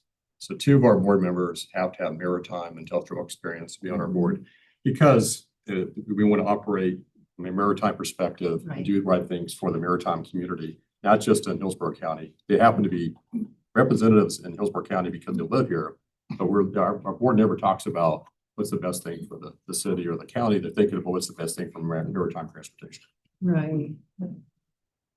And if I may just add a little additional color, council member, same thing. While all of our board members, as I just laid out, are structured the way they are, the Enabling Act also talks about what the authorities are of the CEO that runs the organization. So we develop the agenda and everything that moves forward to the board to vote on. And in most instances, with respect to transportation issues or anything like that, generally speaking, most of the things that the board votes on are things that happen on the properties of the Hillsborough County Aviation Authority, not only at Tampa International, but our other general aviation airports, Tampa Exec, Peter O'Knight, and Plant City Airport. So from a regional connectivity standpoint, a lot of the things that we may bring forward that may deal with connectivity issues are generally going to impact those airport properties. For example, access to Tampa Executive off of I-75 or something like that, or projects that are happening around the curtilage of Tampa International ingress and egress projects. So those are the vast majority of things. I say that simply to say the vast majority of things that our fiduciary board votes on don't necessarily involve transportation related projects in terms of roads, those things in general. So I just wanted to add that code. And since you've mentioned other airports, you know, we have St. Pete Clearwater Airport, we have Albert Whitted Airport. They will have 0 representation on this regional MPO. 0. Except those from Pinellas who have to stand for them. So we have to do double duty. Hillsborough does not, because you're going to have your own seats. as far as for the airport, one of the things that you mentioned was this is really about delivering passengers to the region. Well, you know who else does that? Buses. We have 3 transit authorities in 3 counties, 0 seats. Earlier in our meeting, Brad Miller from PSTA did a fantastic presentation on van pool service that goes to all of our counties. It serves all 3 counties. They too are delivering passengers throughout the region. They have 0 representation on this MPO as we have it set up right now. So I'm wondering about fairness, like, and I've been here, so I'm asking in general, and this is something I would love to hear from Whit or Tania or Johnny on, because I know that our 3 transit authorities are important to you too, and we want to make sure that they, as stakeholders, like the port and the airport, also have influence in order to continue to deliver their services. So why is it that we came to having a potential seat for the port, a seat for Tampa International Airport, but not a seat for any single representation on transit? And I would love that answer from any of you. Don't you want to try that first? I can't recall the exact conversation that took place leading up to the decision about transit agencies being represented as non-voting advisors, but I do remember the conversation fairly well about justifying the port and the airport being voting members. And it's largely related to the scale of influence that they have. You know, if I can draw a distinction between how some of the elected officials serving on our respective MPO boards view the impacts of local projects. In my experience, what I've seen is they're primarily concerned with effects on neighborhoods, communities. That scales up to city, county boundaries, and then maybe tops out at the region. Whereas the port and the airport, and even to a similar extent, they primarily view the effects on the region. That scales up to the state, the nation, and sometimes even internationally. And so the sphere of influence that they have is just so great that I think it would be a real loss to not have their voices represented as voting members on the merged board. But again, that's mostly my recollection, some of my opinion interjected as well. But if my colleagues, I'll speak a little bit to that. Maybe Tania can jump in as well. So we have a little bit of a difference between our transit agencies. So in Pasco County, the transit agency is under the county commission. Right. So the county commissioners fully represent their transit system. PSTA and HART are both independent districts. So they certainly could have a voting seat, as they both do now. But we thought that as non-voting advisors, they would be on the dais at the table with all the discussions, and they wouldn't be subject to the same sunshine law provisions. And they would actually be operating the same as the Florida Department of Transportation does. They are a non-voting advisor to our board as essentially a different kind of transportation operator. And HART, to my knowledge, doesn't currently have any service that goes beyond Hillsborough County lines. It did in the past. There was a Route 200X that came over. PSTA does have service that goes into Hillsborough County. And I think as we work together on expanding transit service at some point in the future, that'll be an important consideration for the MPOs. But we just felt like, given the differences between the port and the airport and the transit operators, that there was a distinction. And having them as non-voting advisors doesn't diminish their role or importance. And many of the people who would be on the HART and PSTA boards will be on the MPO boards. And I think that's plenty of overlap. And as far as the St. Pete Clearwater Airport, that's under the complete ownership of the Board of County Commissioners. And I made the analogy the other day, the director of the airport has to report to an assistant county administrator, who has to report to a county administrator, who has to report to the Board of County Commissioners for any decision. And I think that's very different. than the structure there.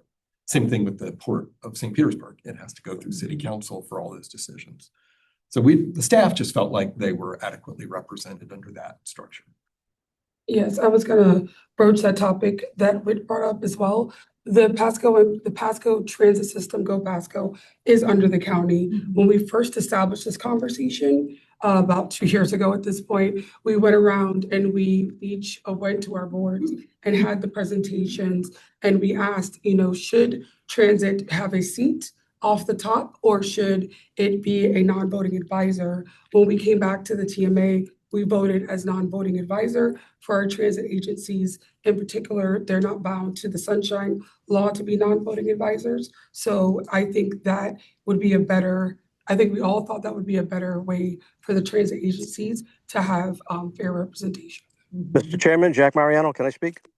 No, I'll put you on the queue. Commissioner, I'll put you on the queue. I'm glad you're on. So this is a great example of how, when it comes to some, we say stakeholders don't necessarily have to be decision makers. And I would have been happier if we had had a seat allocated for transit that could be a rotating seat with a representative each time, or however you wanted to do it, to represent. So then we would have air, land, and sea, right? And someone to speak up for each of those elements that's so important to our region. I'm not saying I'm going to change anything right now. I just want to bring that up. It's something that, in light of last week's conversation, I started thinking about why we've chosen to elevate some and not others. The way that we're going to reach the goals is always going to include expanding and growing and strengthening our transit throughout the entire region. And thanks to Brad and leaders from Hillsborough and Pasco's, we're making some good progress. And I don't want them to get lost or diminished in any way as we move forward with this. I'm going to end. I know I've been speaking for a while. Thank you for the time. I just want to end by thanking you again for all that you do, for being here at the table and truly listening. The letter that we received from Port Tampa Bay was, it had a very positive influence on me. And it's unfortunate that if Pasco or Pinellas wants to have seats, a seat on your board, and I think that we should.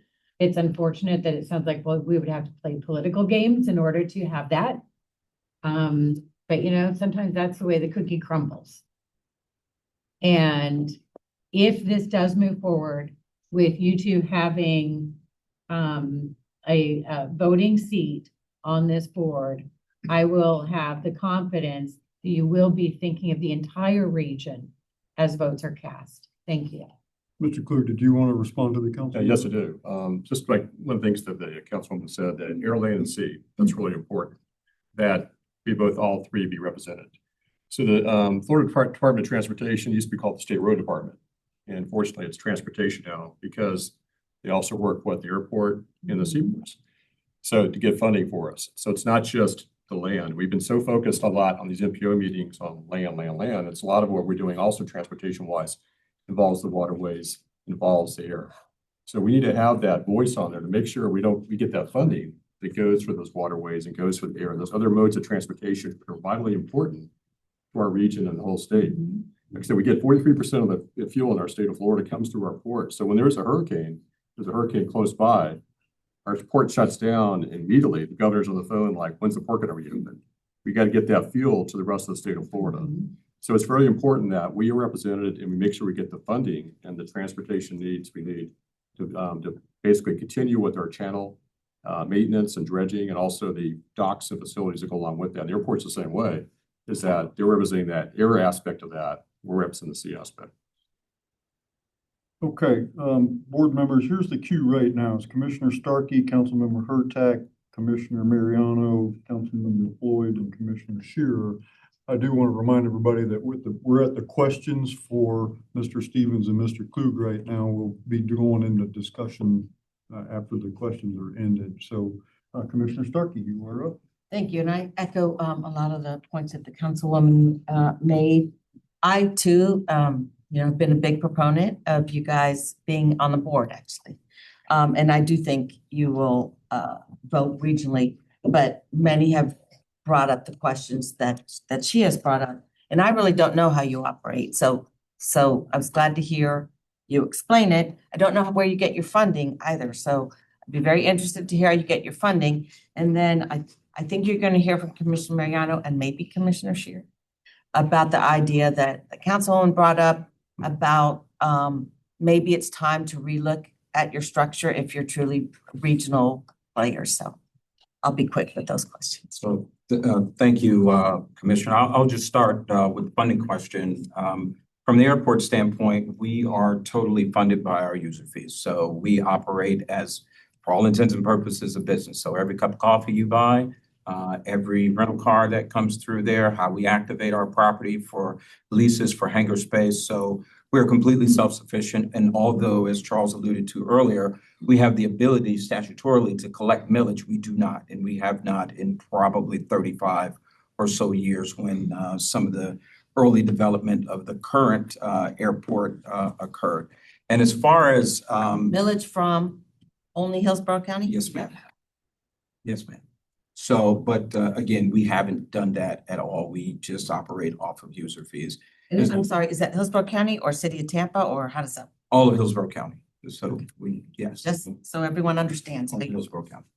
And as far as governance, I will just tell you, I hear you loud and clear. We are a regional asset, but again, above my pay grade to opine on the fiduciary governance structure. I report to our board just like the PI folks report to Pinellas County, right? And so if there ever was some will to do that, that happens on the political side.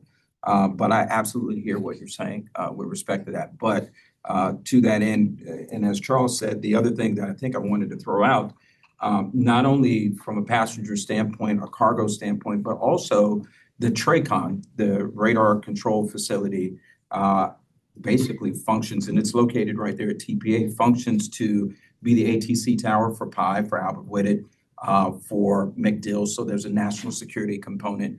As a former air traffic controller, I will tell you at roughly a 67-mile radius, that's incredibly important to the region. So there are some real distinct differences in the aviation space that truly make us function not only at the national security level, the state level, as well as the regional level. Also, we haven't had, I don't think we've had any presentations here at TMA, but when we had TBARTA, we had the vertiports. Yes, ma'am. Am I saying that right?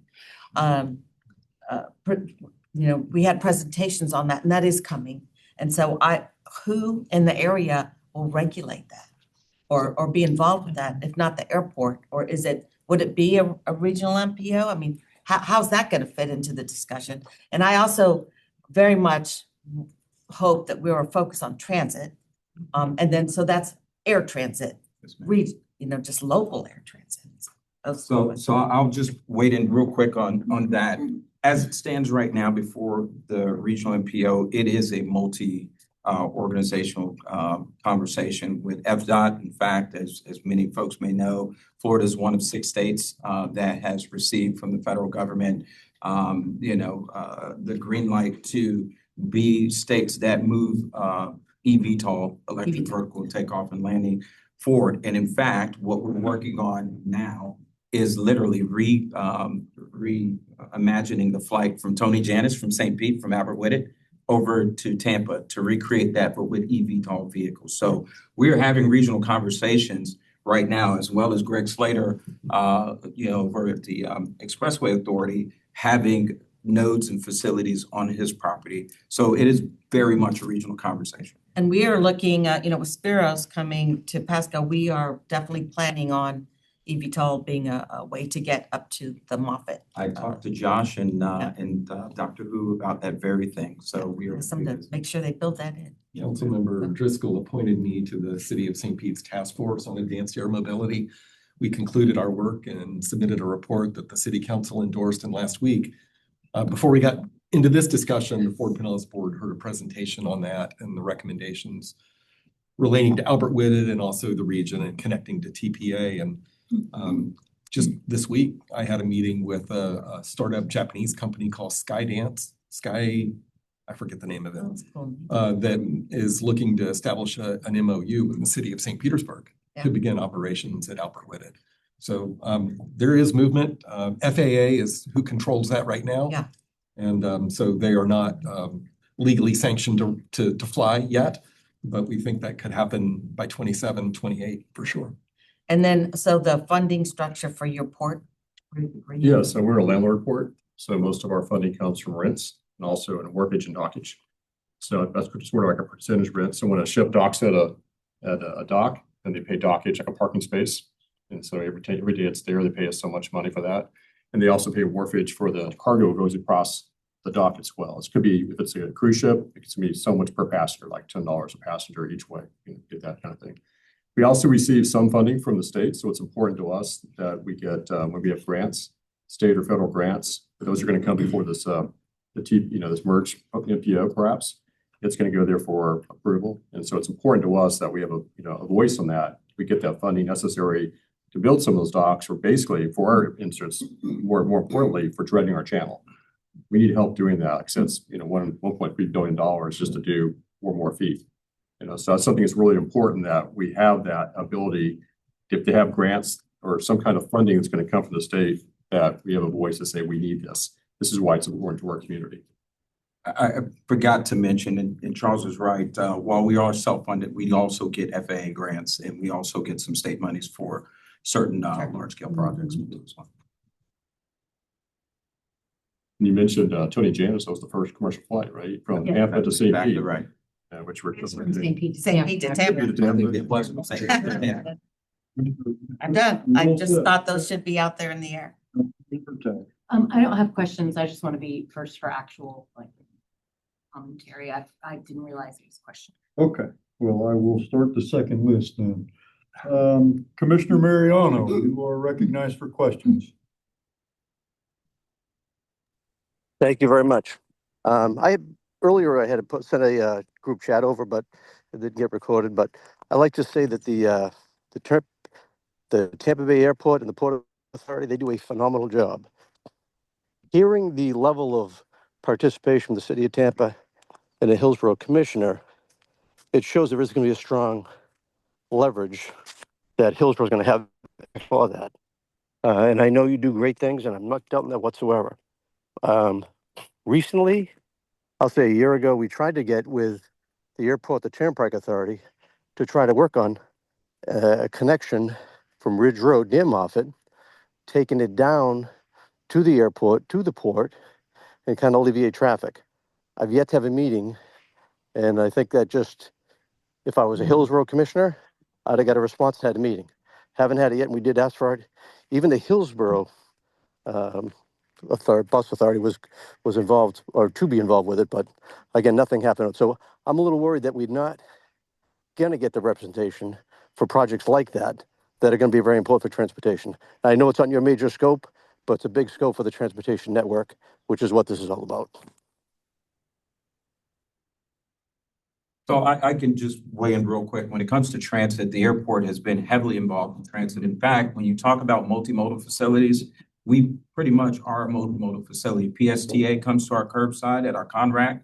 Hart comes to our curbside. We even have van service from the villages that comes down, to the airport now to give those travelers an option other than going to Orlando. So we're very much engaged in those discussions in any way that me or my team can lean into that, Commissioner, to ideate or talk about what new opportunities are for greater connectivity. Certainly if it's from Pasco, particularly as much as you all are growing there, or anywhere, we are absolutely locked in to do that at any time. So that's just a phone call away to me or anybody on my team. Okay, Tania, you got that. Thank you. because he has a great idea. Love to hear. Commissioner Shear, what time do you have to leave? I have to catch a flight to the finest airport. Well, I need to know what time you have to leave. I need to be there by noon, but. Okay. So I'm. Yeah, let me finish. Is it okay with you if I put him first? Oh, I'm done, actually. My questions got answered. Okay. Yeah. Okay, Commissioner Shears, you're recognized. Well, if we're gonna talk about the allotment of votes and vote on that, I just hold off on that.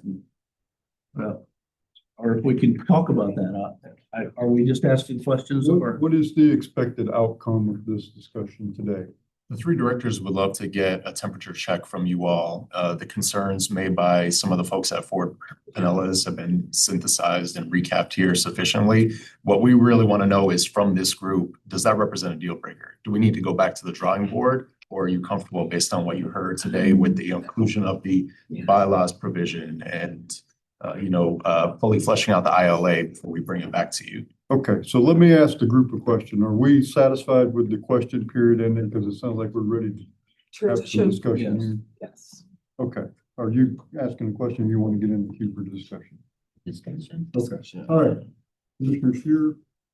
So I wanted to talk just a minute about the proposed TMA apportionment, which is this T is, I gave you one of these. And that specifically outlines the voting rights. And my big three concerns are Hillsborough County is 1.5 million people, is 48% of the population. They're getting 52% of the vote. Pasco County is 6.6 million people, 600,000 people.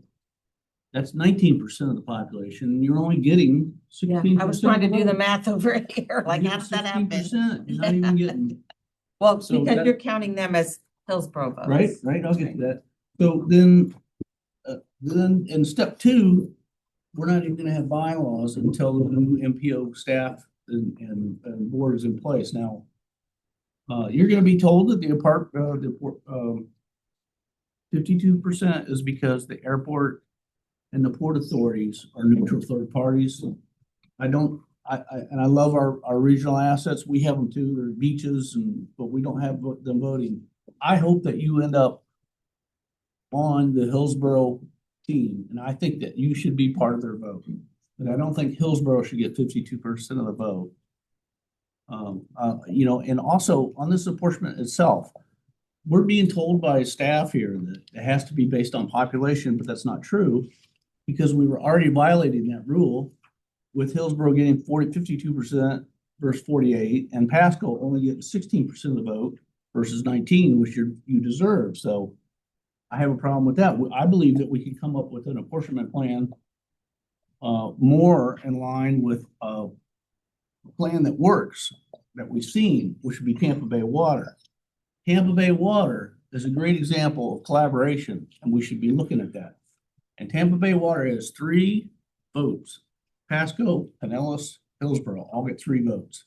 And it works good because it has to. Nobody's got the strong arm. So I would really like to reconsider the apportionment because I don't think what we've got is going to work. And the best example I can see is Tampa Bay Water. We should follow that one. So, the deal is for me, and it should be, I'm hoping it is for Pasco. If you want Hillsborough with 52% of the vote, and they're going to get to pick the bylaws to be in charge of your MPO to determine what roads are the most important, which ones go on the 5-year plan, which goes on the long-term plan, you should be in favor of this plan. I'm just not in favor of the plan. I believe that this apportionment that we've been given, I don't believe that I would be able to get it passed through Board Pinellas because we've already delayed it once.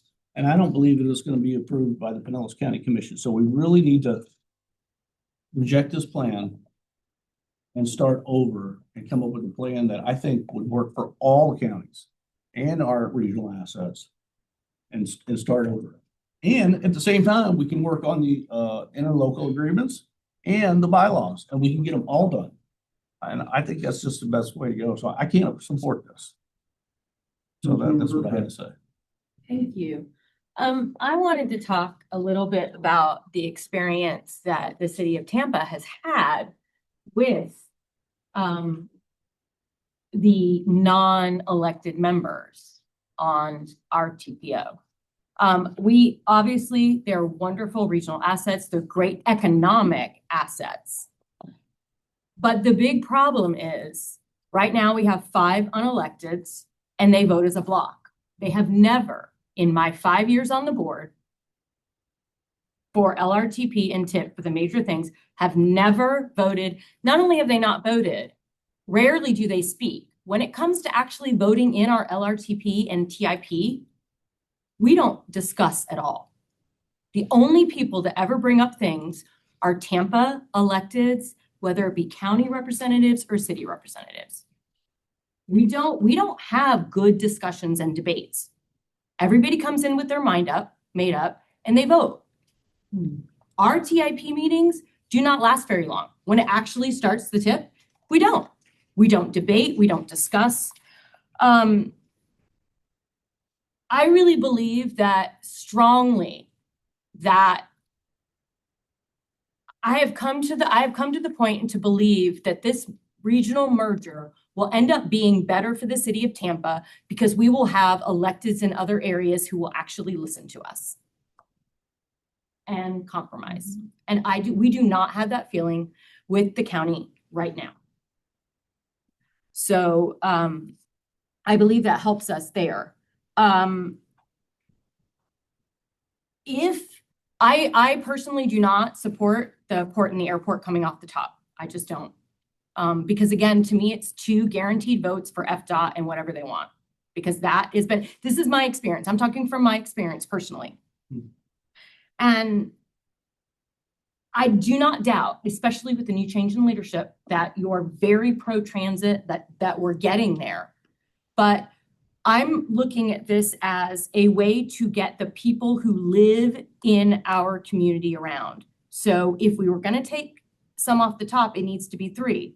We need to have a seat for our bus service. If we were going to do it across the top, it should be that land, air, sea. I like that. I thought that was really a good idea. But the thing about this MPO for me is this is about the people who live here. This is about the citizens. The only people who are thinking about all 3 things at once, land, air, sea, are the electeds. We're the only ones that have to think about all 3, that we're required to think about all 3 because we will be eviscerated by our public if we don't. And I'll be honest with you now, I'm going to have people who are going to be mad at me for voting for this, that will be very upset that I will vote for a merger. And you know me, I started out being very anti-merger. I'll second that. But I worked, but I Amazing turnaround. it's not a turnaround. It's ultimately that, we kept having this discussion. It's really important to, one of those things I've learned about listening. And it's the frustration of sitting on our TPO and feeling that we are never heard. The city of Tampa is not heard. And so, and for me, it also goes to things like trails. It goes to things like smaller roads. It's the things that we as electeds really have in our head. We know we know Big Bend is a problem. We know this is a problem. Like, we know our areas, and y'all know your areas and you're awesome at it. But when I'm looking at it as just like an overview, there are no other seats that would just be focused on one small portion of that, if that makes sense. They're just focused on air. It doesn't mean they don't have interest, but neither of them are ever going to be interested, like really to have that knowledge of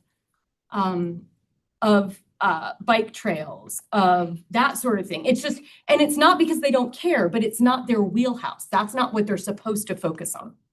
And that to me is, this is my issue. I just don't feel, again, I don't feel heard at our TPO. It's a frustration. It's constant. We do not debate these things when they come forward for more than like 2 minutes, and it's usually Commissioner Wastel saying, I'm moving to put the road widening project back on. And then Tampa gets no hearing, and then everybody votes for it at Tampa. So we're constantly pushed through. And so I have hope that we'll be in a position, if we have this, majority has to vote in every county. I also don't think that your apportionment idea with the Tampa Bay Water is a bad idea. If the port and the airport are included, and that's again, that's not a breaking point for me, but I do think they should be part of the Hillsborough delegation. I do agree. Thank you. As part of your 11 or 11 plus 2? That's up for y'all The to decide. debate. Right, that's part of the debate. I think they should be part of Hillsborough. Councilmember Floyd. Thank you. I wanted to do two things, like give you a little bit more context about what went on in Fort Pinellas last week, the week before, I can't remember, and then my personal opinion. So first, we had a long discussion about the apportionment and the way that it's looked at, brought forward by Commissioner Scheer. And there was a lot of fear because of that line right here crossed of 52%, that it would be a situation like T-BARDA, which from, it was nothing to do with me. I never interacted with the group, but the members of Fort Pinellas who were on T-BARDA said they did not enjoy that experience. And yeah. And personally, I think that there are enough things involved, safeguards and whatnot. I understand how Hillsborough and Tampa have been operating, so where I'm personally comfortable with our plan, but I can't make people comfortable with this plan after the experience they had at T-BARDA, where they said that people in Hillsborough had a majority, and it meant that nothing got done unless they approved of it. Now, that's where a lot of the fear came from some key members of the board who were very supportive of the merger. And so I wanted to articulate that. But also what I heard from them was, if this was just tweaked a little bit, then they would be more comfortable. So there was conversations about and it wasn't even specifically about the port and the airport. It was just about this number of 13 versus 12 or 11.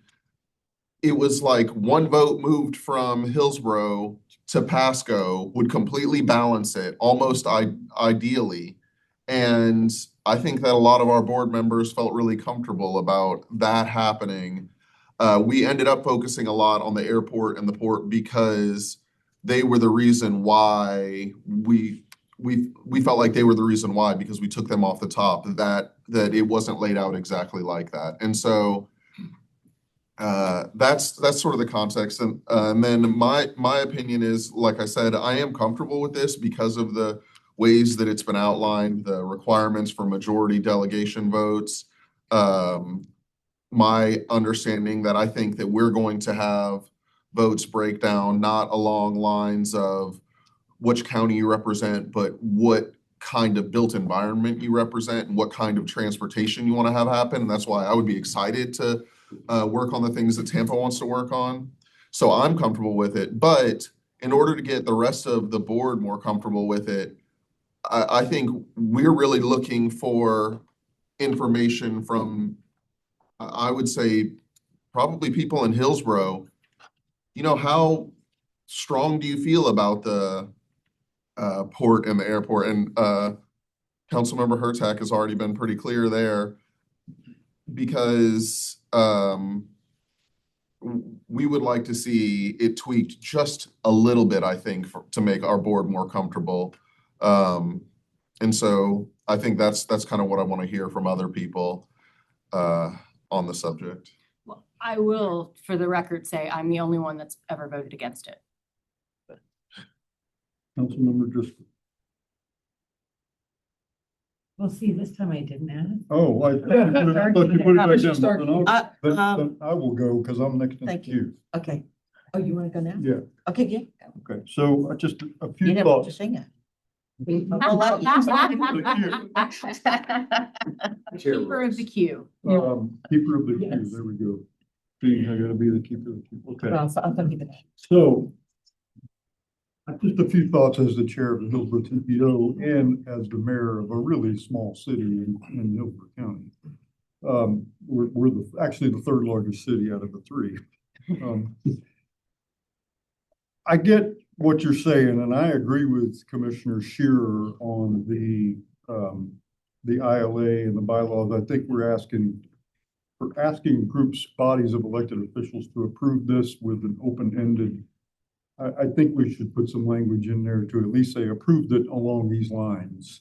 I mean, we can't make the bylaws for a new organization, but we can signal that we're approving it based on this voting scheme. I like the voting scheme that you proposed would resolve some of these concerns because it's not just one county can get together.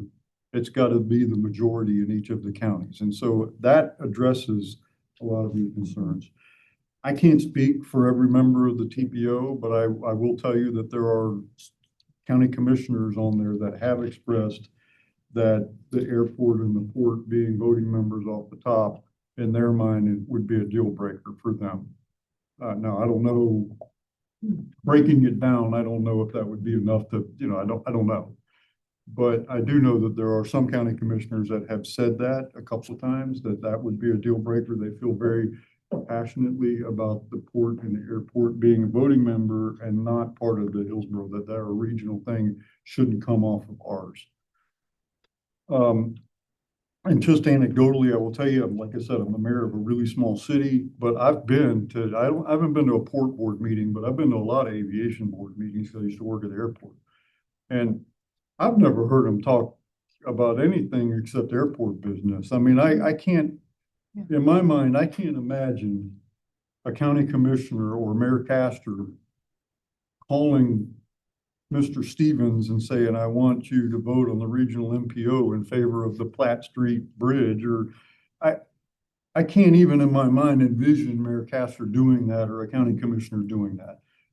Could it happen? I suppose it could, but I think that is never going to happen. I just don't think that would ever happen.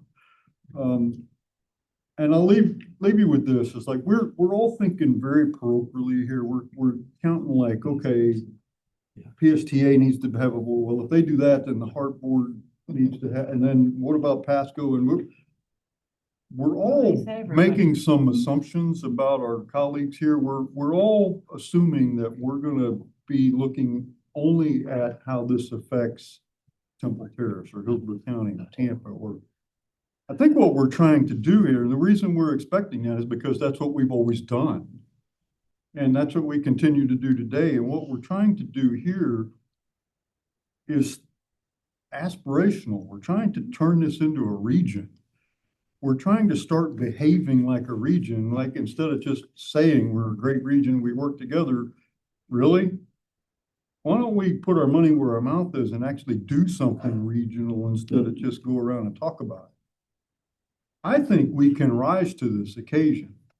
I think that the people in this room can make this work. I think that every one of you is capable about thinking across your border. I think that if we had a group like this, Merge TPO, that perhaps we could start talking about some kind of regional transit thing. Why do we have 3 bus lines in the region? Mm-hmm.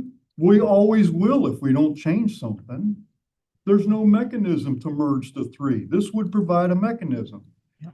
This could provide a mechanism for doing a lot of that kind of stuff. We got a terrific presentation on the van pool thing. I didn't know a lot of that. I'm embarrassed to say that. I should say I knew that. I didn't know a lot of that. Why can't we leverage that? We could. We have Amazon fulfillment centers all over this place, right? We've got all kinds of stuff going on. We could leverage that.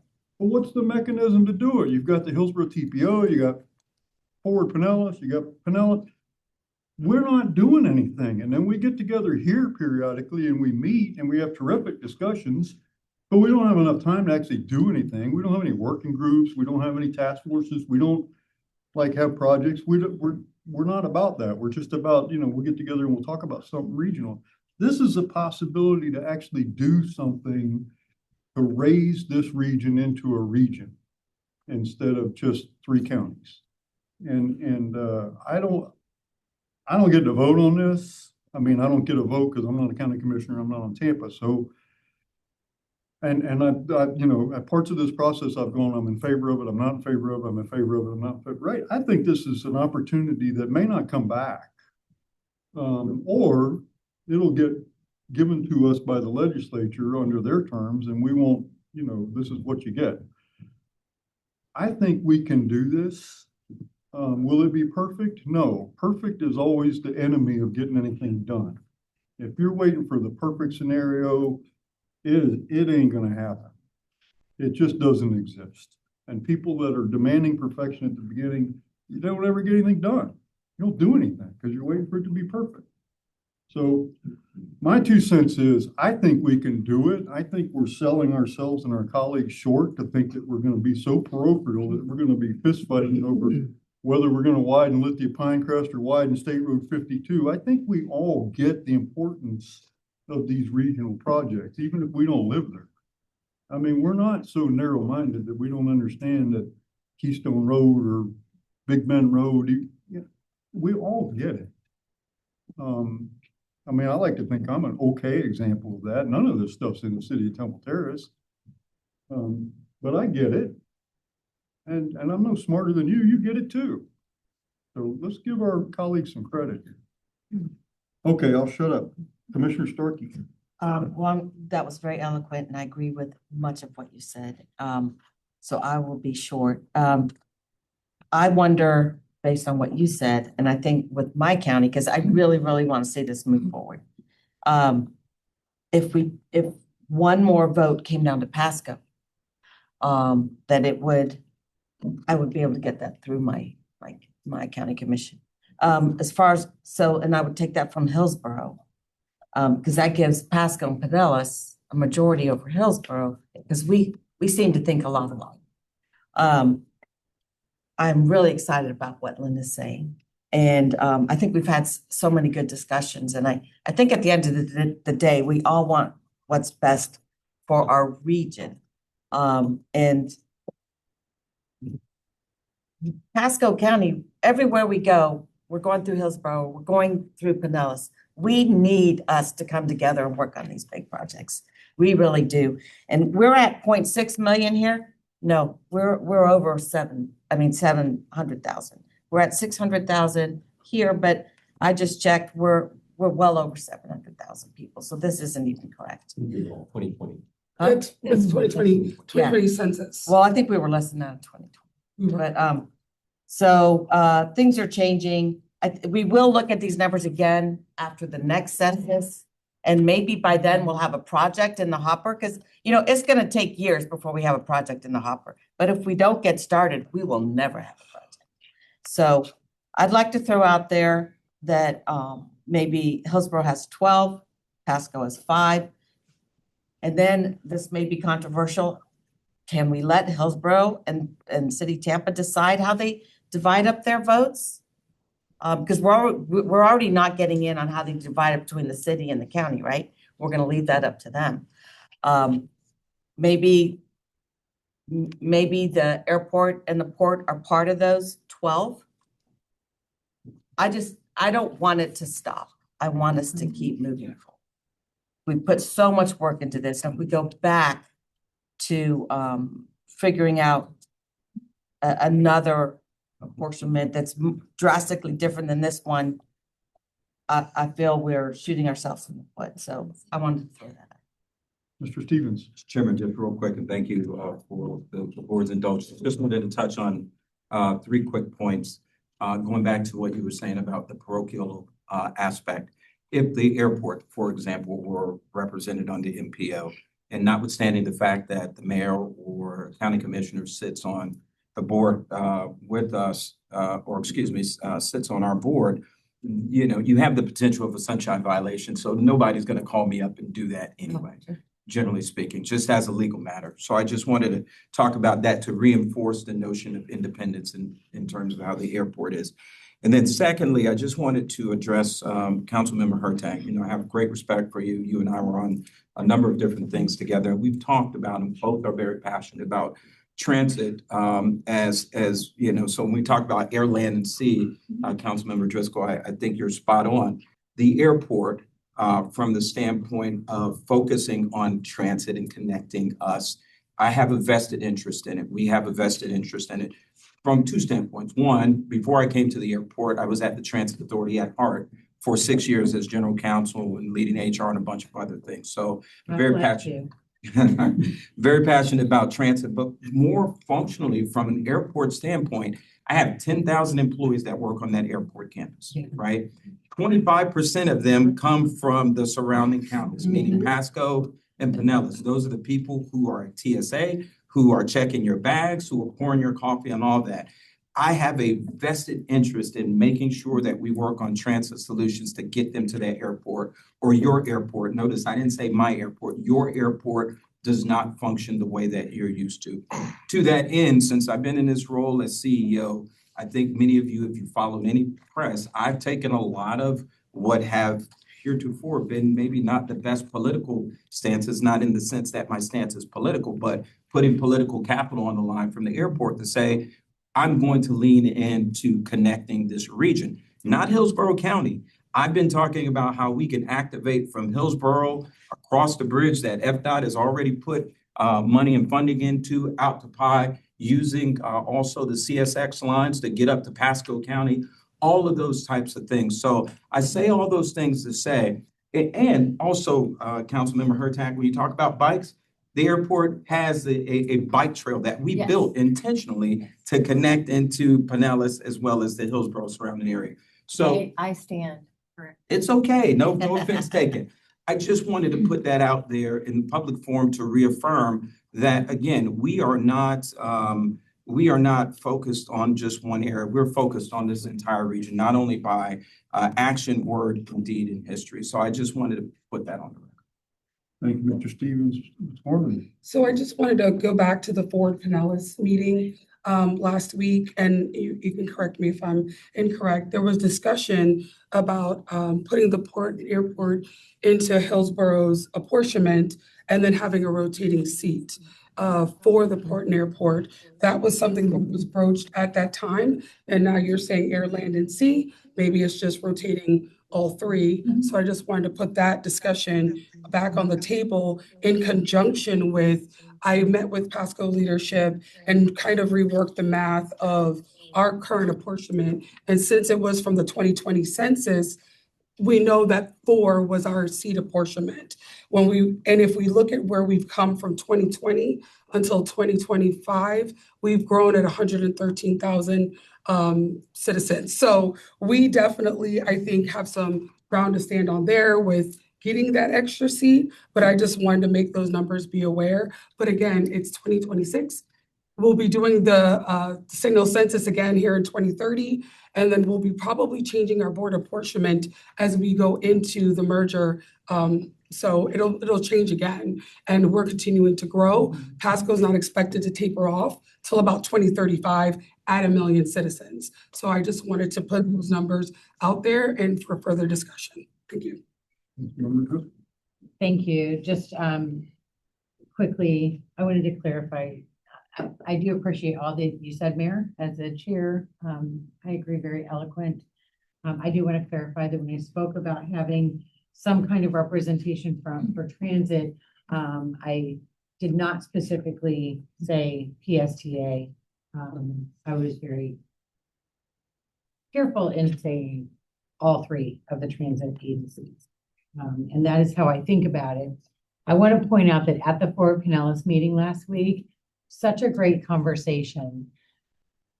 And I pointed out at one point that none of the things that we were debating were going to benefit Pinellas. It was all about Hillsborough and Pasco and the changes there. None of it was about getting more for Pinellas. And that made me very proud of the work that Fort Pinellas is doing as part of this, because we're already thinking regionally. We brought up the fact that Pasco is growing, that maybe they need to have another seat. We have a census that's coming up in 4 years, you guys. Please keep that in perspective, that by the time the regional MPO gets going, it's gonna start the shuffle all over again. I'll be long gone. I'll be watching on TV going, oh, now that's going. But I mean, we see what's happening with Pasco, and I think at the very least, we need to get them what they have earned through their population now. I'd love to see that. I did have, two more things. With the port and the airport, would those representatives on the board be staff or board members, which could be elected? I can respond to that as the TPO chair. The TPO has committed previously to having staff, not elected board members, no elected officials who serve on their boards. That was something that came up early on in this discussion. We didn't even think about it. Johnny and I took it back to the Hillsborough TPO and said, this isn't something that we even envisioned, because we're so used to it being staff. And so we already committed to Pinellas and Pasco that we would not do that. Okay, that gives me greater comfort, but because of the non-political approach that they would have, and the fact that they tend to outlast a lot of us in these roles. So that's good. Advanced air mobility was brought up earlier. We've got it going on in Hillsborough, in St. Pete / Pinellas, Pasco. This is an opportunity. You don't have to wait for this stuff to be formed to start working together now.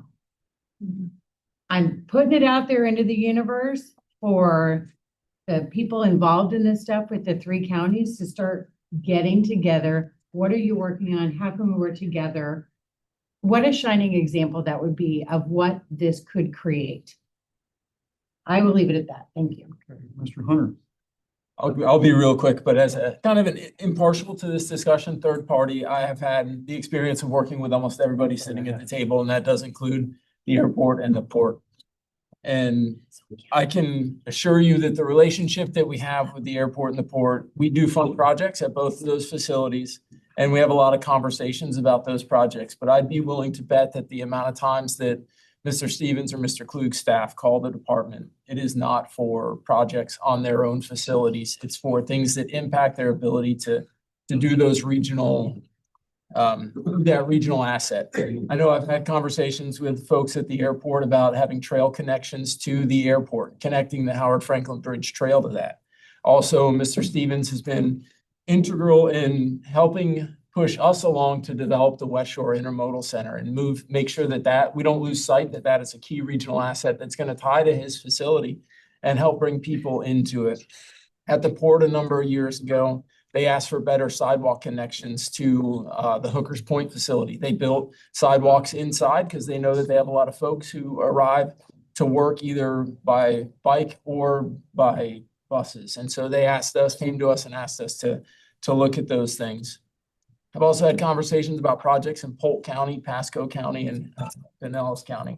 So, I mean, I think that we understand that they may be located there. The conversations that they have with us are not centered on any particular geographic region. Like I think Mr. Klug said, they have 35 counties that are your influence area. And they talk to us about all 35 counties, even though we're only responsible for 7. And so I just wanted to provide that. And then I heard some other comments about how the ability, if Hillsborough County had 52%, that they would have the ability to fund projects only in Hillsborough County. And that's where the department really is, that the responsibility of distributing those funds out evenly is something that falls on the department. So if a regional MPO had 100 projects and 98 of them were in Hillsborough County and you had 1 in Pinellas and 1 in Pasco County, we would fund the proportional share of projects in Hillsborough County, and we'd skip everything else and we drop down to 99 and 100 to fund it. We have to certify on an annual basis that over a 10-year period, we're within a couple percentage points of population of that distribution. So regardless of what even if somebody wanted to to upload a priority list and direct us to do that. We just couldn't do it. So I think that is just one of those checks and balances that's built into the system at a federal and state level that helps, overcome some of those concerns that I've heard people have. Thank you, Mr. Hunter. Councilmember Hurtak, and then we need to summarize I next. just have a couple of questions. Going back to thinking about the land portion of air, land, and sea, and I really do like hearing the idea of a regional bus system because that's kind of the dream as well. My question would be, if we were to do that, would that be under the MPO? Or would that be a separate entity?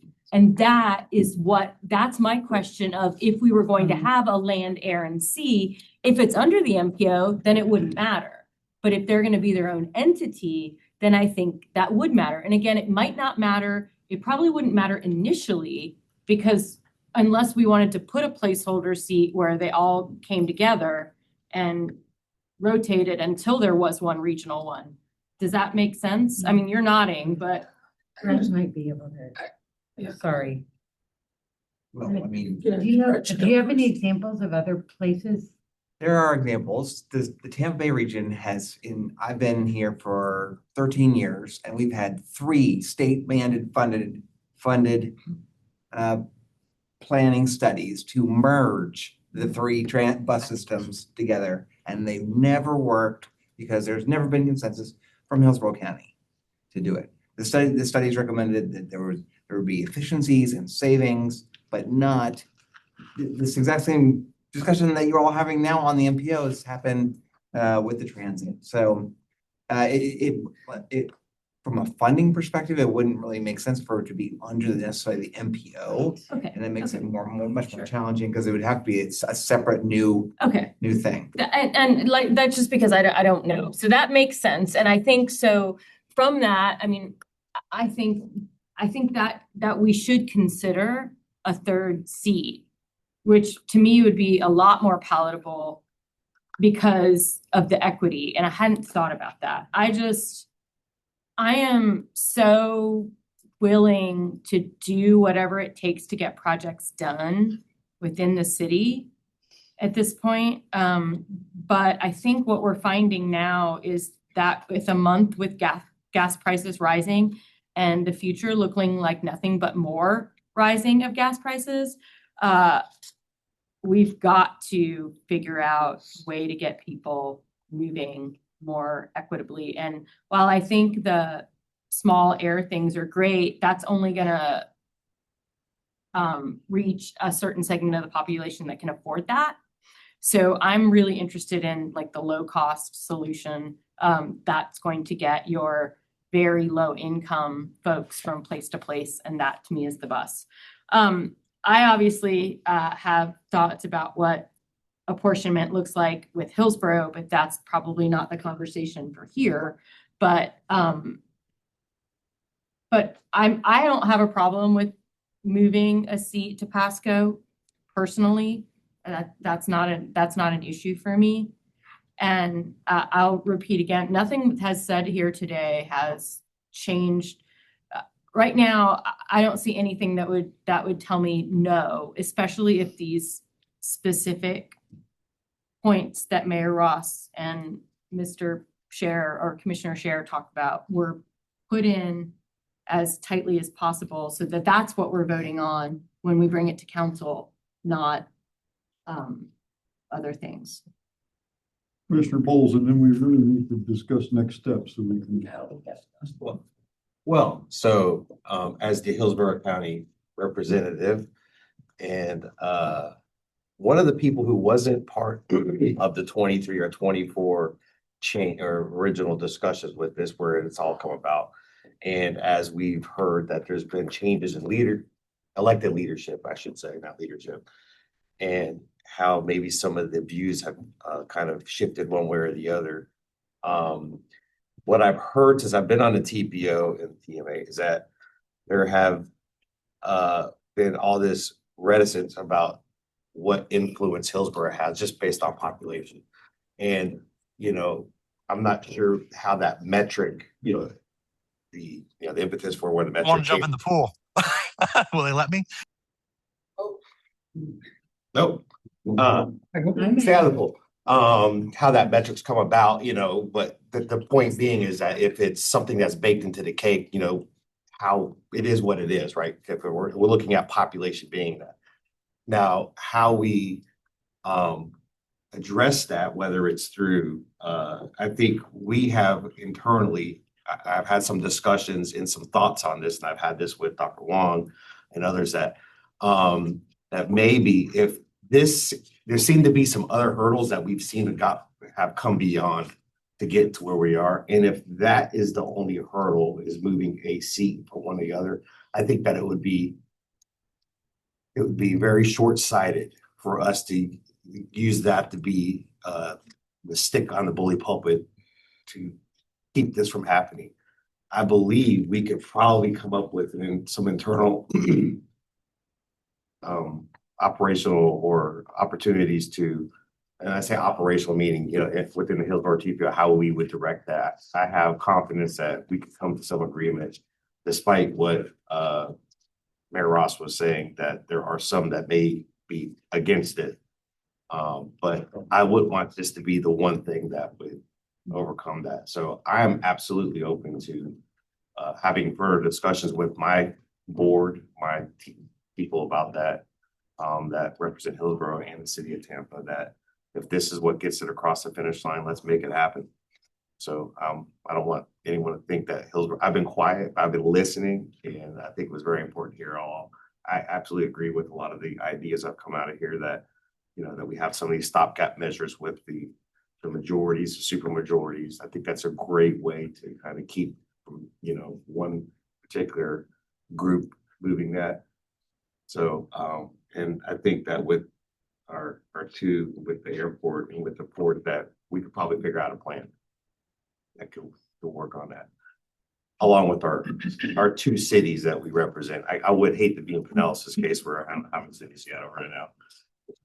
So Too many. yeah. So, but where we have that representation. So, thank you. So, Dr. Wong, I'm assuming that Pasco and Pinellas have kind of made a ask of Hillsborough that this next steps would involve a discussion on our side of the bay. That's what it sounds like. So along the way, I've been taking notes, and what I'm hearing from the group is we're content with the continued exploration of the apportionment plan. We will try to identify opportunities to have Port and Airport remain as voting members, staff, possibly coming out of Hillsborough's allocation. We need to further refine the ILA and bylaws and work those details out with the TMA and our respective MPOs before they come to the BOCCs and City Council. We're comfortable extending the schedule, right? We'll need to modify the scope of work to allow for that extra time to, go back and explore how the population-based allocation would work with Port and Airport coming out of ours, refining the bylaws and the ILA in phase 1.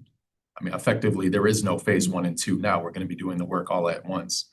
And then exploring an air, land, sea dimension based on some of the comments that I heard. I'd like to touch base and kind of like more fully understand that concept, but extend the scope,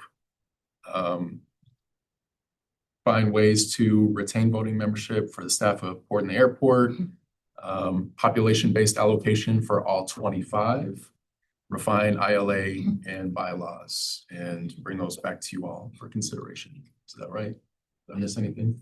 I just want to say, I don't have a problem with Port and the Airport staying if we also have that transit to the bus. Yeah. Okay. And Air, land, sea dimension, that's what I meant. I need 20 seconds. I'm sorry. Okay. Thank you.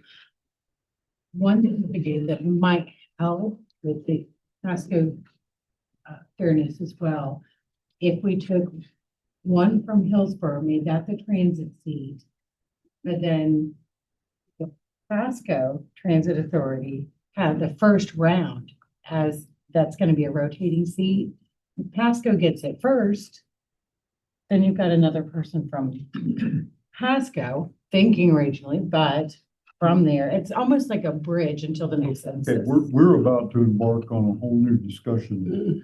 Well, because we're in the sunshine, I just wanted to get it out there But we, that could be solve both challenges. it could, but that's a whole, we have not had enough discussion as a TMA for us to go back to our TPO and say, this is what the TMA asked us to bring back. And that's what I was gonna say. I think it's a good discussion on the merging the buses, and I'm all for that.